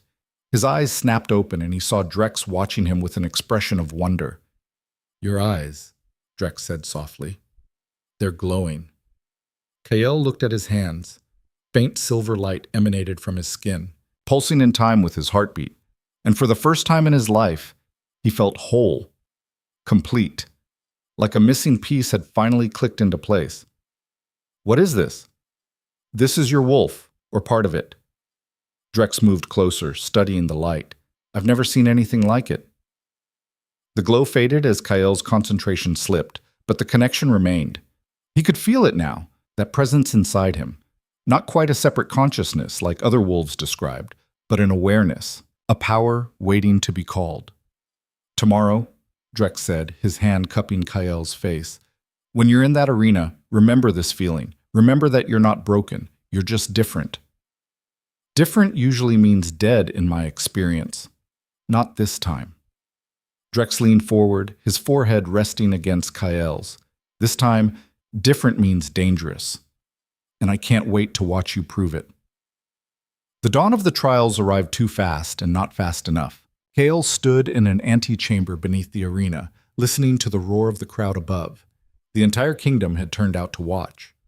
Some hoping to see him succeed, most hoping to see him fail spectacularly. Vera appeared, carrying armor. King's orders, you're not going in there unprotected.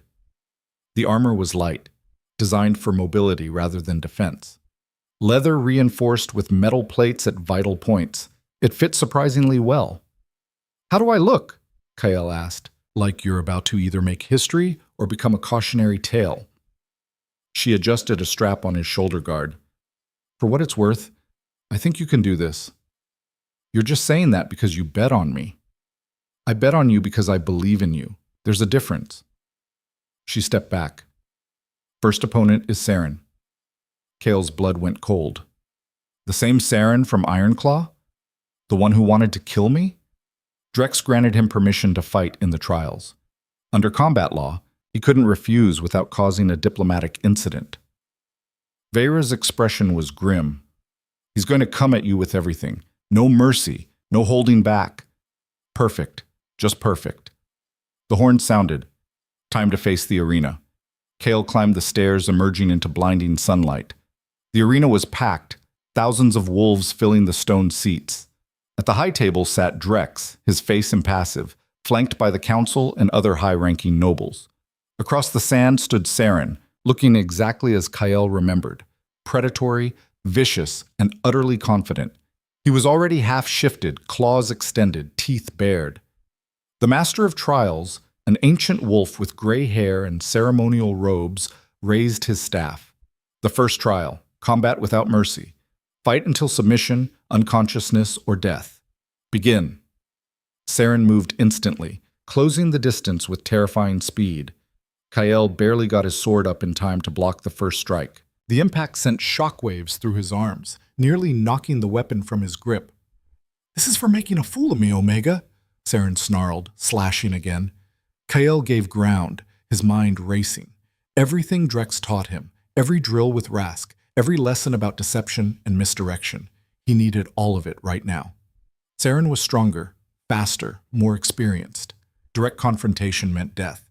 So Kael stopped trying to fight fair. He threw sand in Saren's eyes. When the warrior stumbled back, Kael struck low, aiming for the knee. His blade connected and Saren howled in pain and rage. "You coward!" Saren wiped at his eyes, his vision clearing. "Stand and fight like a real wolf." "I'm not a real wolf, remember?" Kael circled, keeping his distance. "I'm just a broken Omega, which means I don't fight fair." He feinted left, went right, and scored a slash across Saren's ribs. Not deep, but enough to draw blood. The crowd's roar intensified. Saren's fury made him sloppy. He charged, all power and no strategy. Kael sidestepped, using Saren's momentum against him. As the warrior barreled past, Kael's sword cracked against the back of his skull. Saren went down hard, dazed, but not out. Kael could have finished it. One strike to the throat, and this enemy would never threaten him again. Instead, he leveled his blade at Saren's neck and said, "Yield." Saren's eyes were wild, disbelieving. You actually think you've won? I think you're on the ground and I'm standing. Yield." For a long, tense moment, Saren looked like he might refuse. Then, slowly, he lowered his head in submission. The crowd erupted. Kael barely heard them. His focus was on staying upright, on not collapsing from exhaustion and adrenaline. He'd done it. Somehow. Against all odds, he'd won. Two more opponents remained, each one progressively more skilled than the last. But Kael faced them with a strange new confidence. He wasn't trying to be a warrior anymore. He was being himself, clever, adaptable, willing to use any advantage. The second opponent was a female named Cora, fast as lightning and twice as deadly.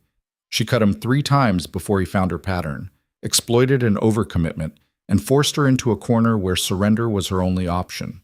The third opponent was one of Drex's own guard, a mountain of a man named Thorn.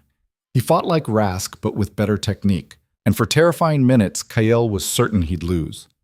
Then, in a moment of desperate inspiration, Kael used the arena's wall as leverage, springboarding off it to strike from an unexpected angle. Thorn went down with Kael's wooden blade at his throat. "I yield," the warrior said, then smiled. "Well fought, Omega." The Master of Trials raised his staff. "The first trial is complete. Omega Kael advances." Kael couldn't believe it. He'd actually passed. Against trained warriors, against impossible odds, he'd survived.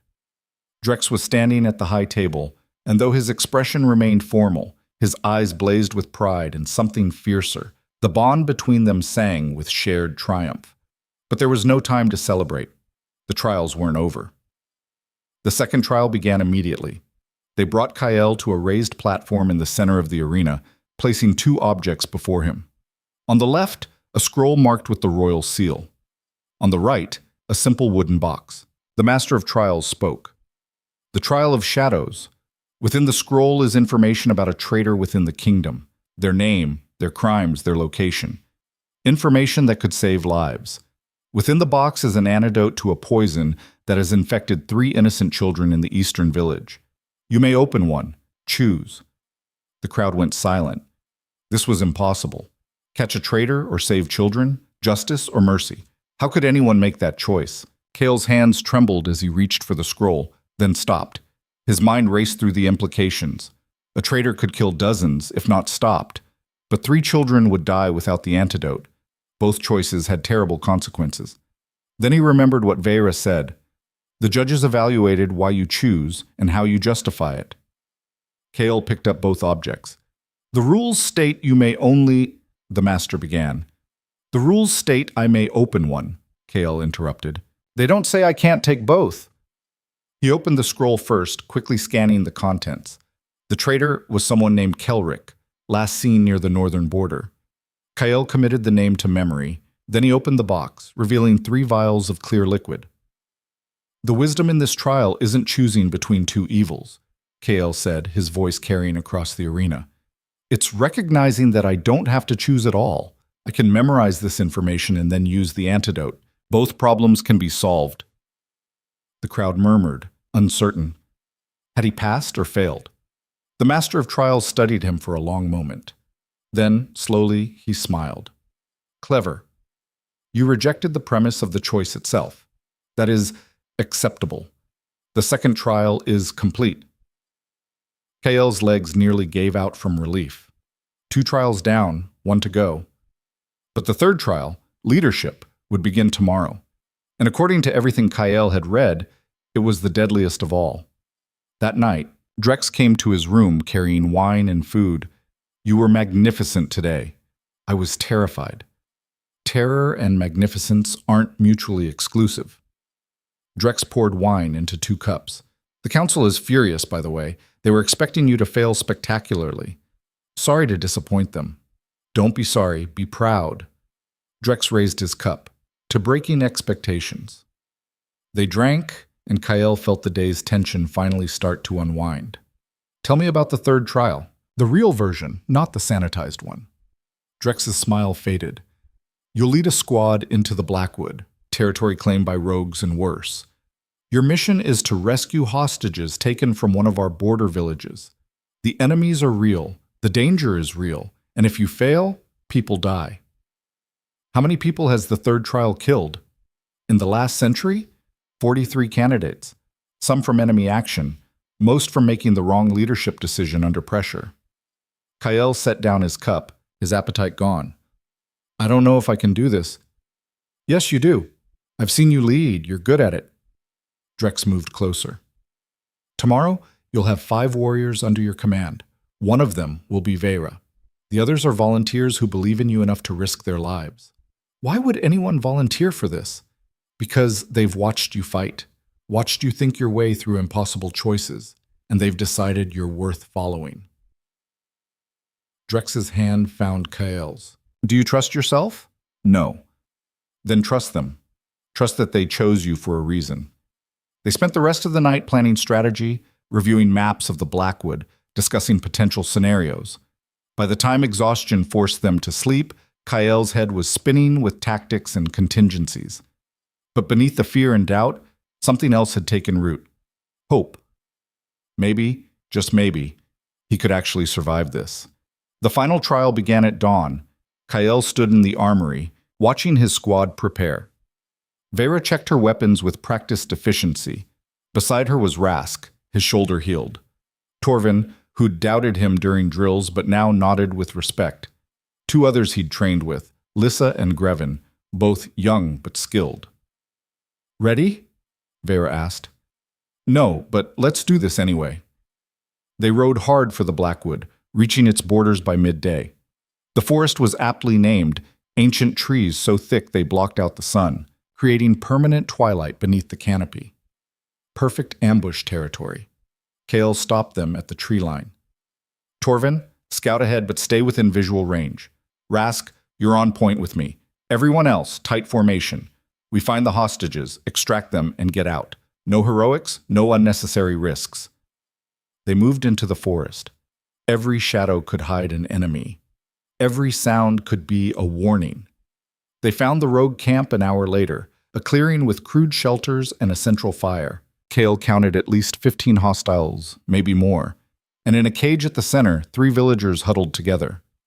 We're outnumbered 3-1, Lyssa whispered. Then we even the odds. Kael studied the camp layout, his mind working. Grevin, how good are you with fire arrows? Better than good. See those supply tents on the eastern edge? Put arrows into them. Create chaos. While they're distracted, Rask and I go for the cage. Vera, Torvin, Lyssa, you provide cover and watch our exit route. That's insane, Torvin said. The moment we attack, they'll swarm us. Only if we give them time to organize. We hit fast, grab the hostages, and disappear before they figure out what happened. Kael met each warrior's eyes. I know it's dangerous. If anyone wants to abort, speak now. No one spoke. All right. On my signal. They moved into position. Kael's heart hammered against his ribs, but his hands were steady. This was it. Everything came down to the next 5 minutes. He gave the signal. Grevin's arrows flew true, striking the supply tents. Fire erupted instantly. They must have been storing oil or alcohol. The camp exploded into chaos, rogues screaming and rushing to contain the blaze. Kael and Rask charged the cage. The lock was crude but solid. Rask's sword shattered it in 2 strikes. The hostages stared in shock. Can you run? Kael demanded. They nodded, too terrified to speak. Then run. Follow me and don't stop. They fled into the forest, the rogues finally realizing they'd been attacked. Arrows whistled through the trees. Someone screamed. Lyssa had taken a hit to her leg. Keep moving, Kael ordered, doubling back to help her. Vera appeared, providing covering fire while Kael half-carried Lyssa forward. They burst from the Blackwood's edge with howling rogues on their heels. But Drex was waiting with reinforcements, and the rogues scattered rather than face the Lycan King's wrath. Kael collapsed to his knees, breathing hard, adrenaline crashing. They'd made it. All 5 squad members alive, all 3 hostages rescued. Against all odds, he'd done it. The Master of Trials approached, flanked by witnesses who'd observed from hidden positions. The 3rd trial is complete. All objectives achieved with 0 friendly casualties. Drex pulled Kael to his feet, his expression fierce with pride. I told you that you could do it. I had help. The best leaders always do. Vera limped over, her arm around Grevin's shoulder. That was the craziest plan I've ever seen actually work.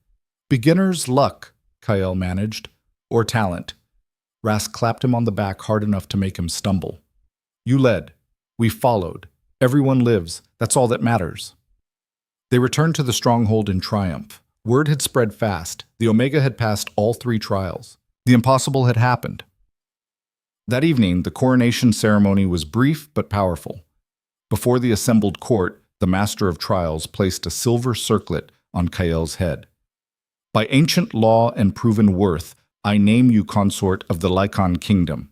Let any who doubt speak now or forever hold their peace. Silence.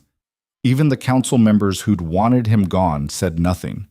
Kael stood beside Drex's throne, no longer the broken Omega from Ironclaw Pack.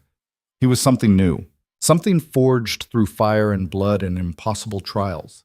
And when Drex took his hand, the bond between them blazed bright enough that Kael swore the whole room could see it.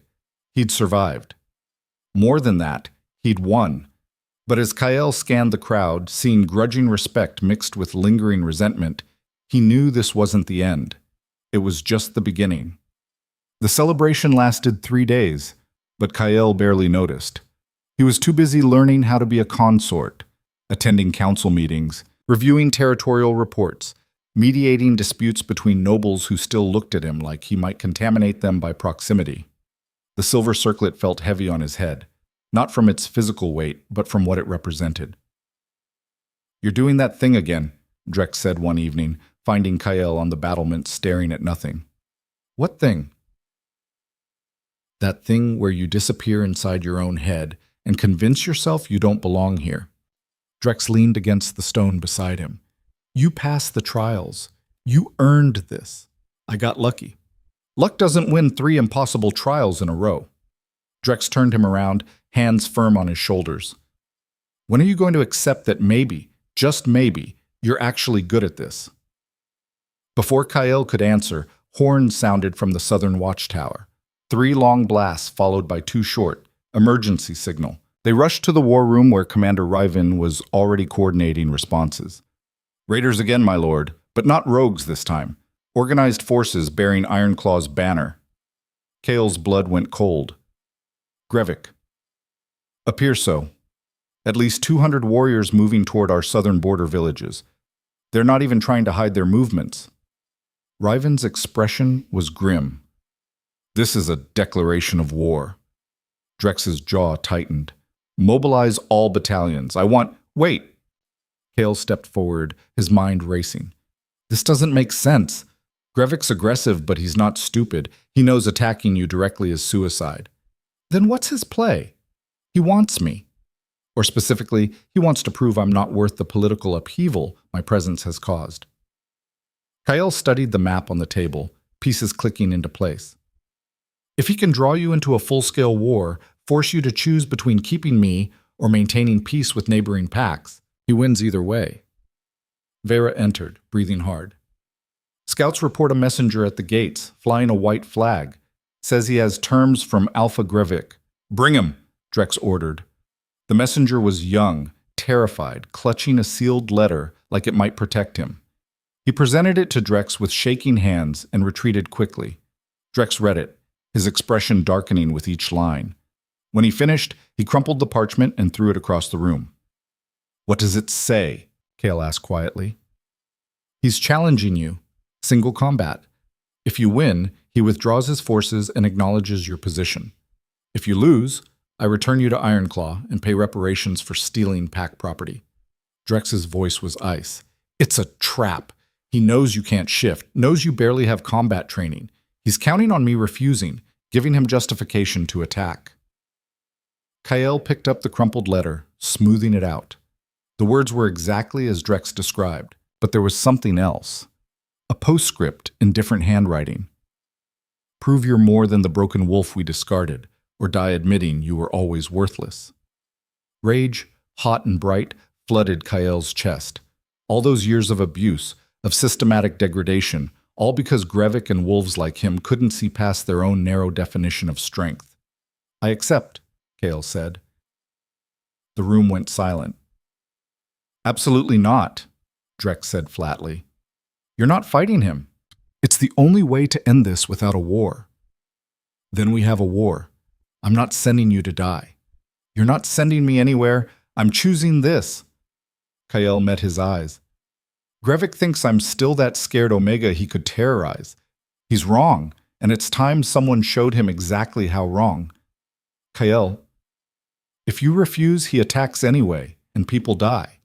If you fight him yourself, it sets a precedent that you solve all my problems for me. I'll never have real authority. Kael's voice steadied. But if I face him and win, every pack in 5 territories will know I'm not someone to dismiss. Commander Riven cleared his throat. The boy has a point, my lord. Politically speaking, this is the cleanest solution. I don't give a damn about clean solutions. I care about keeping my mate alive. Then help me survive this. Kael touched Drex's arm. Train me. Give me every advantage you can, but let me fight. The argument continued for another hour, but Kael wouldn't budge. Finally, exhausted and furious, Drex agreed. 3 days, he said. That's how long until the challenge. We use every second. The training was brutal beyond anything Kael had experienced. Drex brought in every combat specialist in the kingdom, each one teaching a different aspect of fighting. Dirty tricks, pressure points, how to kill efficiently with minimal strength. Grevik fights like a brawler, Rask explained, demonstrating. All power, no finesse. He'll try to overwhelm you immediately, make you panic. So I stay calm and pick him apart. Easier said than done when a wolf twice your size is trying to rip your throat out. They drilled scenarios until Kael's muscles screamed. But something was different this time. That power inside him, the one he'd touched during meditation with Drex, was closer to the surface, more accessible. On the second night, it finally broke through. They were sparring, Kael against Vera, when she landed a particularly hard strike. The impact triggered something, and suddenly that silver light erupted from Kael's skin, bright and blinding. Vera stumbled back, shielding her eyes. What the... Kael felt it this time. Really felt it. Not just power, but presence. His wolf, finally, after 16 years of silence. It couldn't shift yet. Couldn't manifest physically. But it was there, filling the empty spaces inside him with strength he'd never known he possessed. When the light faded, every warrior in the training yard was staring. That's new, Torvin said eventually. Drex approached slowly, his expression awed. Can you do it again? Kael tried, reaching for that sensation. The light flickered, weaker this time, but present.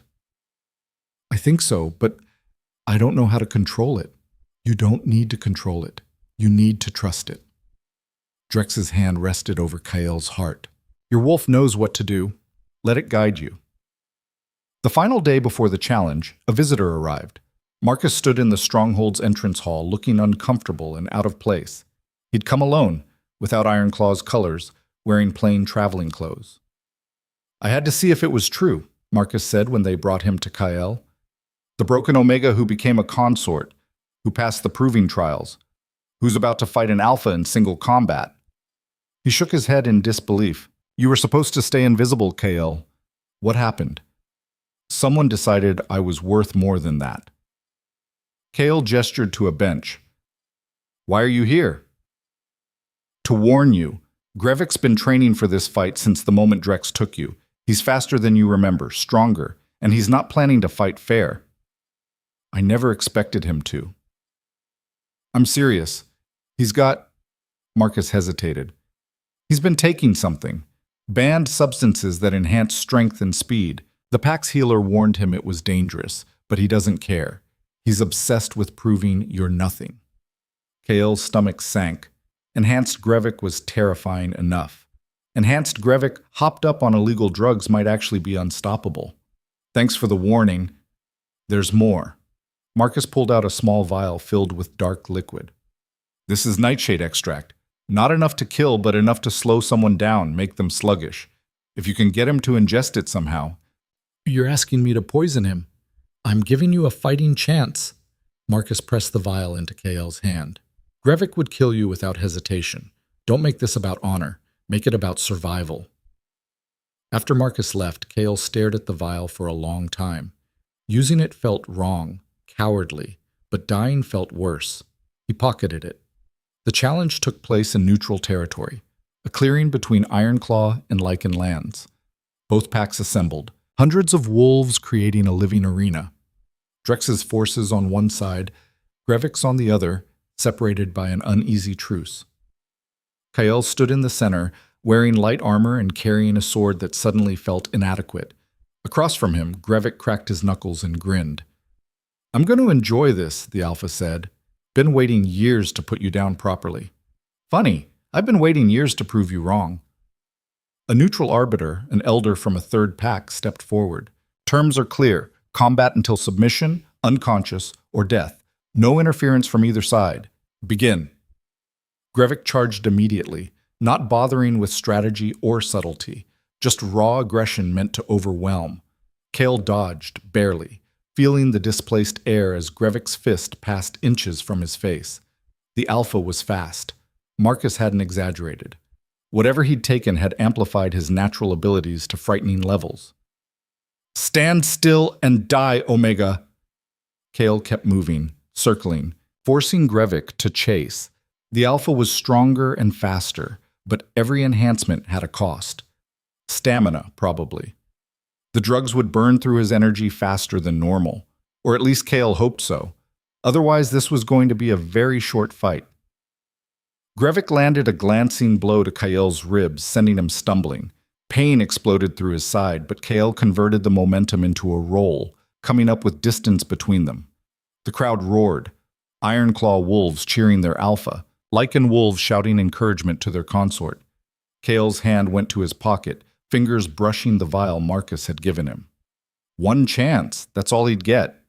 He let Grevik close again, blocking a strike that sent numbing pain through his arms. While the Alpha pressed forward, Kael's free hand slipped the vial from his pocket, thumbing off the cork. Grevik's fist came at his face. Kael ducked, the movement bringing him close enough to splash the vial's contents directly into Grevik's open mouth. The Alpha sputtered, recoiling. "What did you—" "Nightshade," Kael said, backing away quickly. "Not enough to kill you, just enough to even the odds." Grevik's eyes went wide with rage and fear. He spat, trying to expel the poison, but he'd already swallowed some.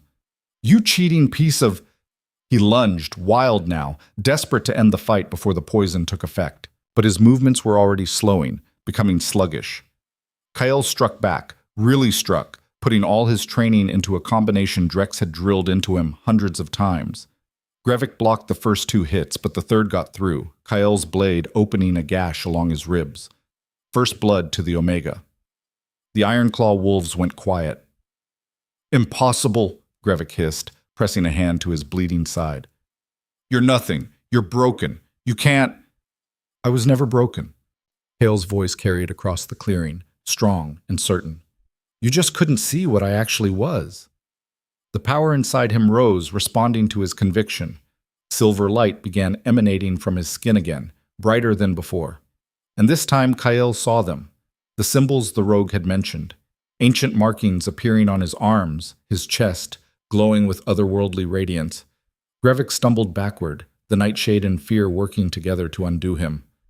"What are you?" "I'm the wolf you tried to destroy, the one who survived everything you threw at him. And now?" Kael advanced, his blade steady. "Now I'm the one who's going to end you." He didn't kill Grevik. Despite every instinct screaming for revenge, Kael wasn't a murderer. Instead, he disarmed him, drove him to his knees, and held the blade to his throat. "Yield," Kael commanded. Grevik's face twisted with hatred and humiliation, but he was beaten, and he knew it. "I yield." The Arbiter raised his staff. "Victory to the Lycan consort." The Lycan wolves erupted in cheers. Even some of Ironclaw's warriors looked grudgingly impressed. Kael had done the impossible, defeated an Alpha in single combat without being able to shift. Drex was there instantly, pulling Kael into his arms. "You magnificent, reckless, brilliant wolf." "I poisoned him," Kael admitted quietly. "Marcus gave me Nightshade. I'm not sure that counts as a fair win." Grevik was using enhancement drugs. "You did what you had to." Drex pulled back, studying the fading symbols on Kael's skin. "Besides, the poison just evened the playing field. Everything else was you." As the crowd dispersed, Grevik approached one final time. His warriors had already left, abandoning their defeated alpha to his shame. I underestimated you, Grevik said, the admission clearly costing him. I thought you were weak because you were different. I was wrong. You were wrong about a lot of things. Kale turned to face him fully. But you taught me something valuable. You showed me exactly what kind of leader I never want to be. Grevik nodded slowly, something like respect flickering in his eyes. Then he left, a broken alpha limping back to his territory, his reputation shattered. Marcus found Kael before they departed. You did it. I honestly didn't think you would, but you actually did it. Thanks for the vote of confidence. I'm sorry for not standing up for you more. For not, Marcus struggled with the words, for letting them hurt you. You were a kid too. We both were. Kael gripped his shoulder. But if you really want to make amends, be better than Grevik. When you eventually become alpha, and you will, remember what it felt like to be powerless. Rule with that in mind. I will, Marcus promised. And Kael, for what it's worth, I'm proud to have known you. They parted as friends, finally, after years of complicated history. The journey back to the stronghold was triumphant. Word had spread impossibly fast, the Omega who defeated an Alpha. The broken wolf who proved everyone wrong. Wolves lined the road, not all friendly, but all acknowledging what he'd accomplished. That evening, Drex called an assembly in the Great Hall. Every member of the kingdom was present, from the highest nobles to the lowest servants. 3 months ago, I brought home a mate that no one understood. Drex began, his voice carrying to every corner. An Omega who couldn't shift, who had no combat training, who every tradition said was worthless. Kael stood beside the throne, uncertain where this was going. You were all certain I'd made a mistake, that I'd let sentiment cloud my judgment, and I'll admit, Drex turned to look at Kael directly. I had doubts too. Not about the bond, but about whether I was asking too much of you. Drex, let me finish. He faced the crowd again. Kael Varen has passed trials that kill trained warriors, has led squads into hostile territory and brought everyone home alive, has defeated an alpha in single combat. But more than that, his voice softened. He's shown me what real strength looks like. Not the kind that comes from dominance or fear, but the kind that comes from refusing to break even when the whole world is trying to shatter you. He took Kael's hand, pulling him forward.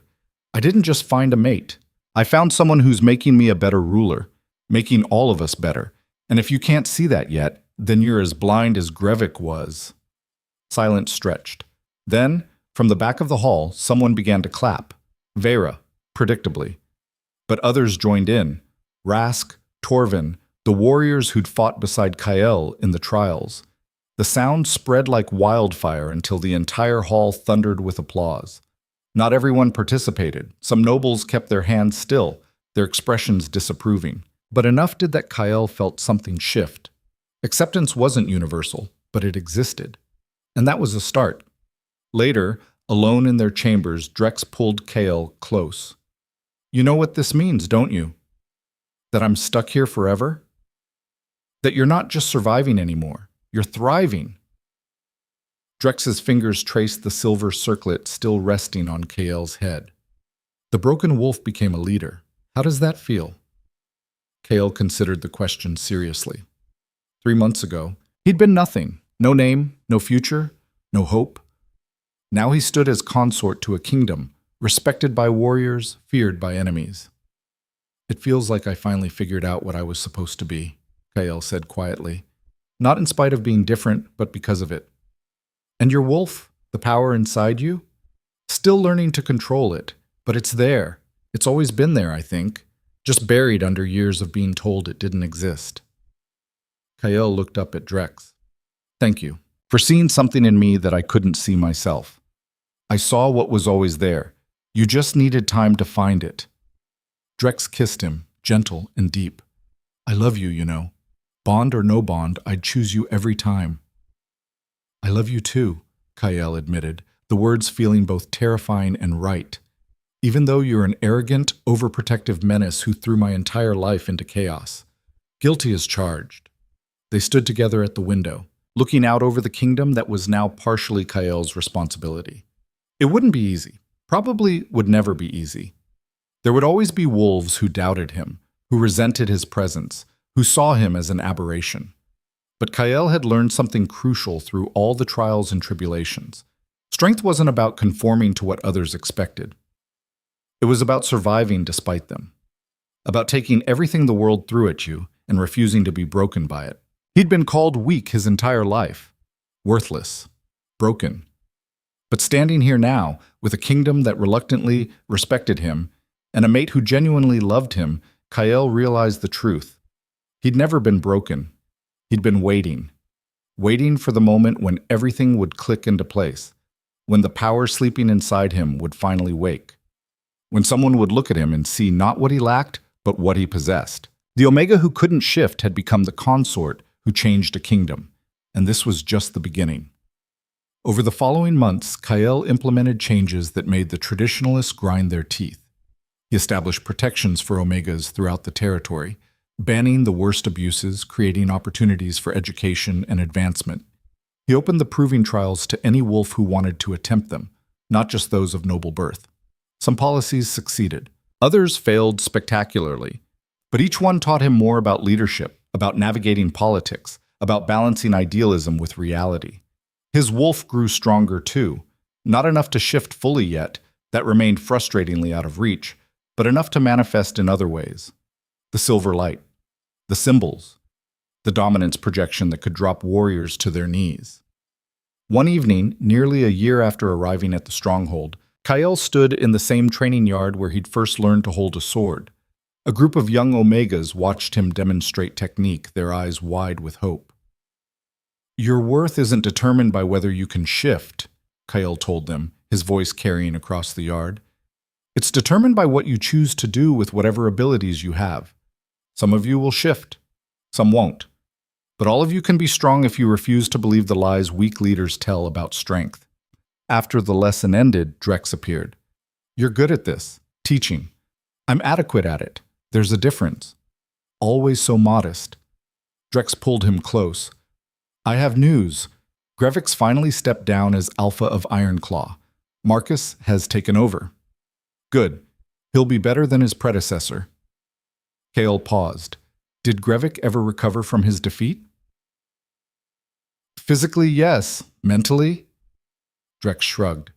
"They say he's a shadow of what he was, lost in drink and regret." Kael should have felt satisfaction at his former tormentor's downfall. Instead, he just felt tired. "I don't want him broken. I just wanted him to stop breaking others. And now he has.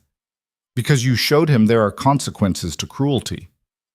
Drex tilted Kael's chin up. "You changed the world, Omega. Maybe not all of it, but enough that it matters." That night, Kael stood on the battlements one last time, looking out over mountains he'd once thought would be his prison. They weren't a prison anymore. They were home. The broken wolf had risen, had claimed his place not through bloodline or divine right, but through sheer stubborn refusal to be anything less than he could be. Wolves would tell his story for generations. The Omega who couldn't shift but could dominate. The weakest wolf who became the strongest leader. The one who proved that power came in forms the world hadn't learned to recognize yet. Kael Verin had rewritten the rules, and he'd done it without ever compromising who he was. The moon rose full and bright, and somewhere deep inside his wolf howled with triumph. They'd survived. More than survived. They'd won. And no one would ever call them weak again.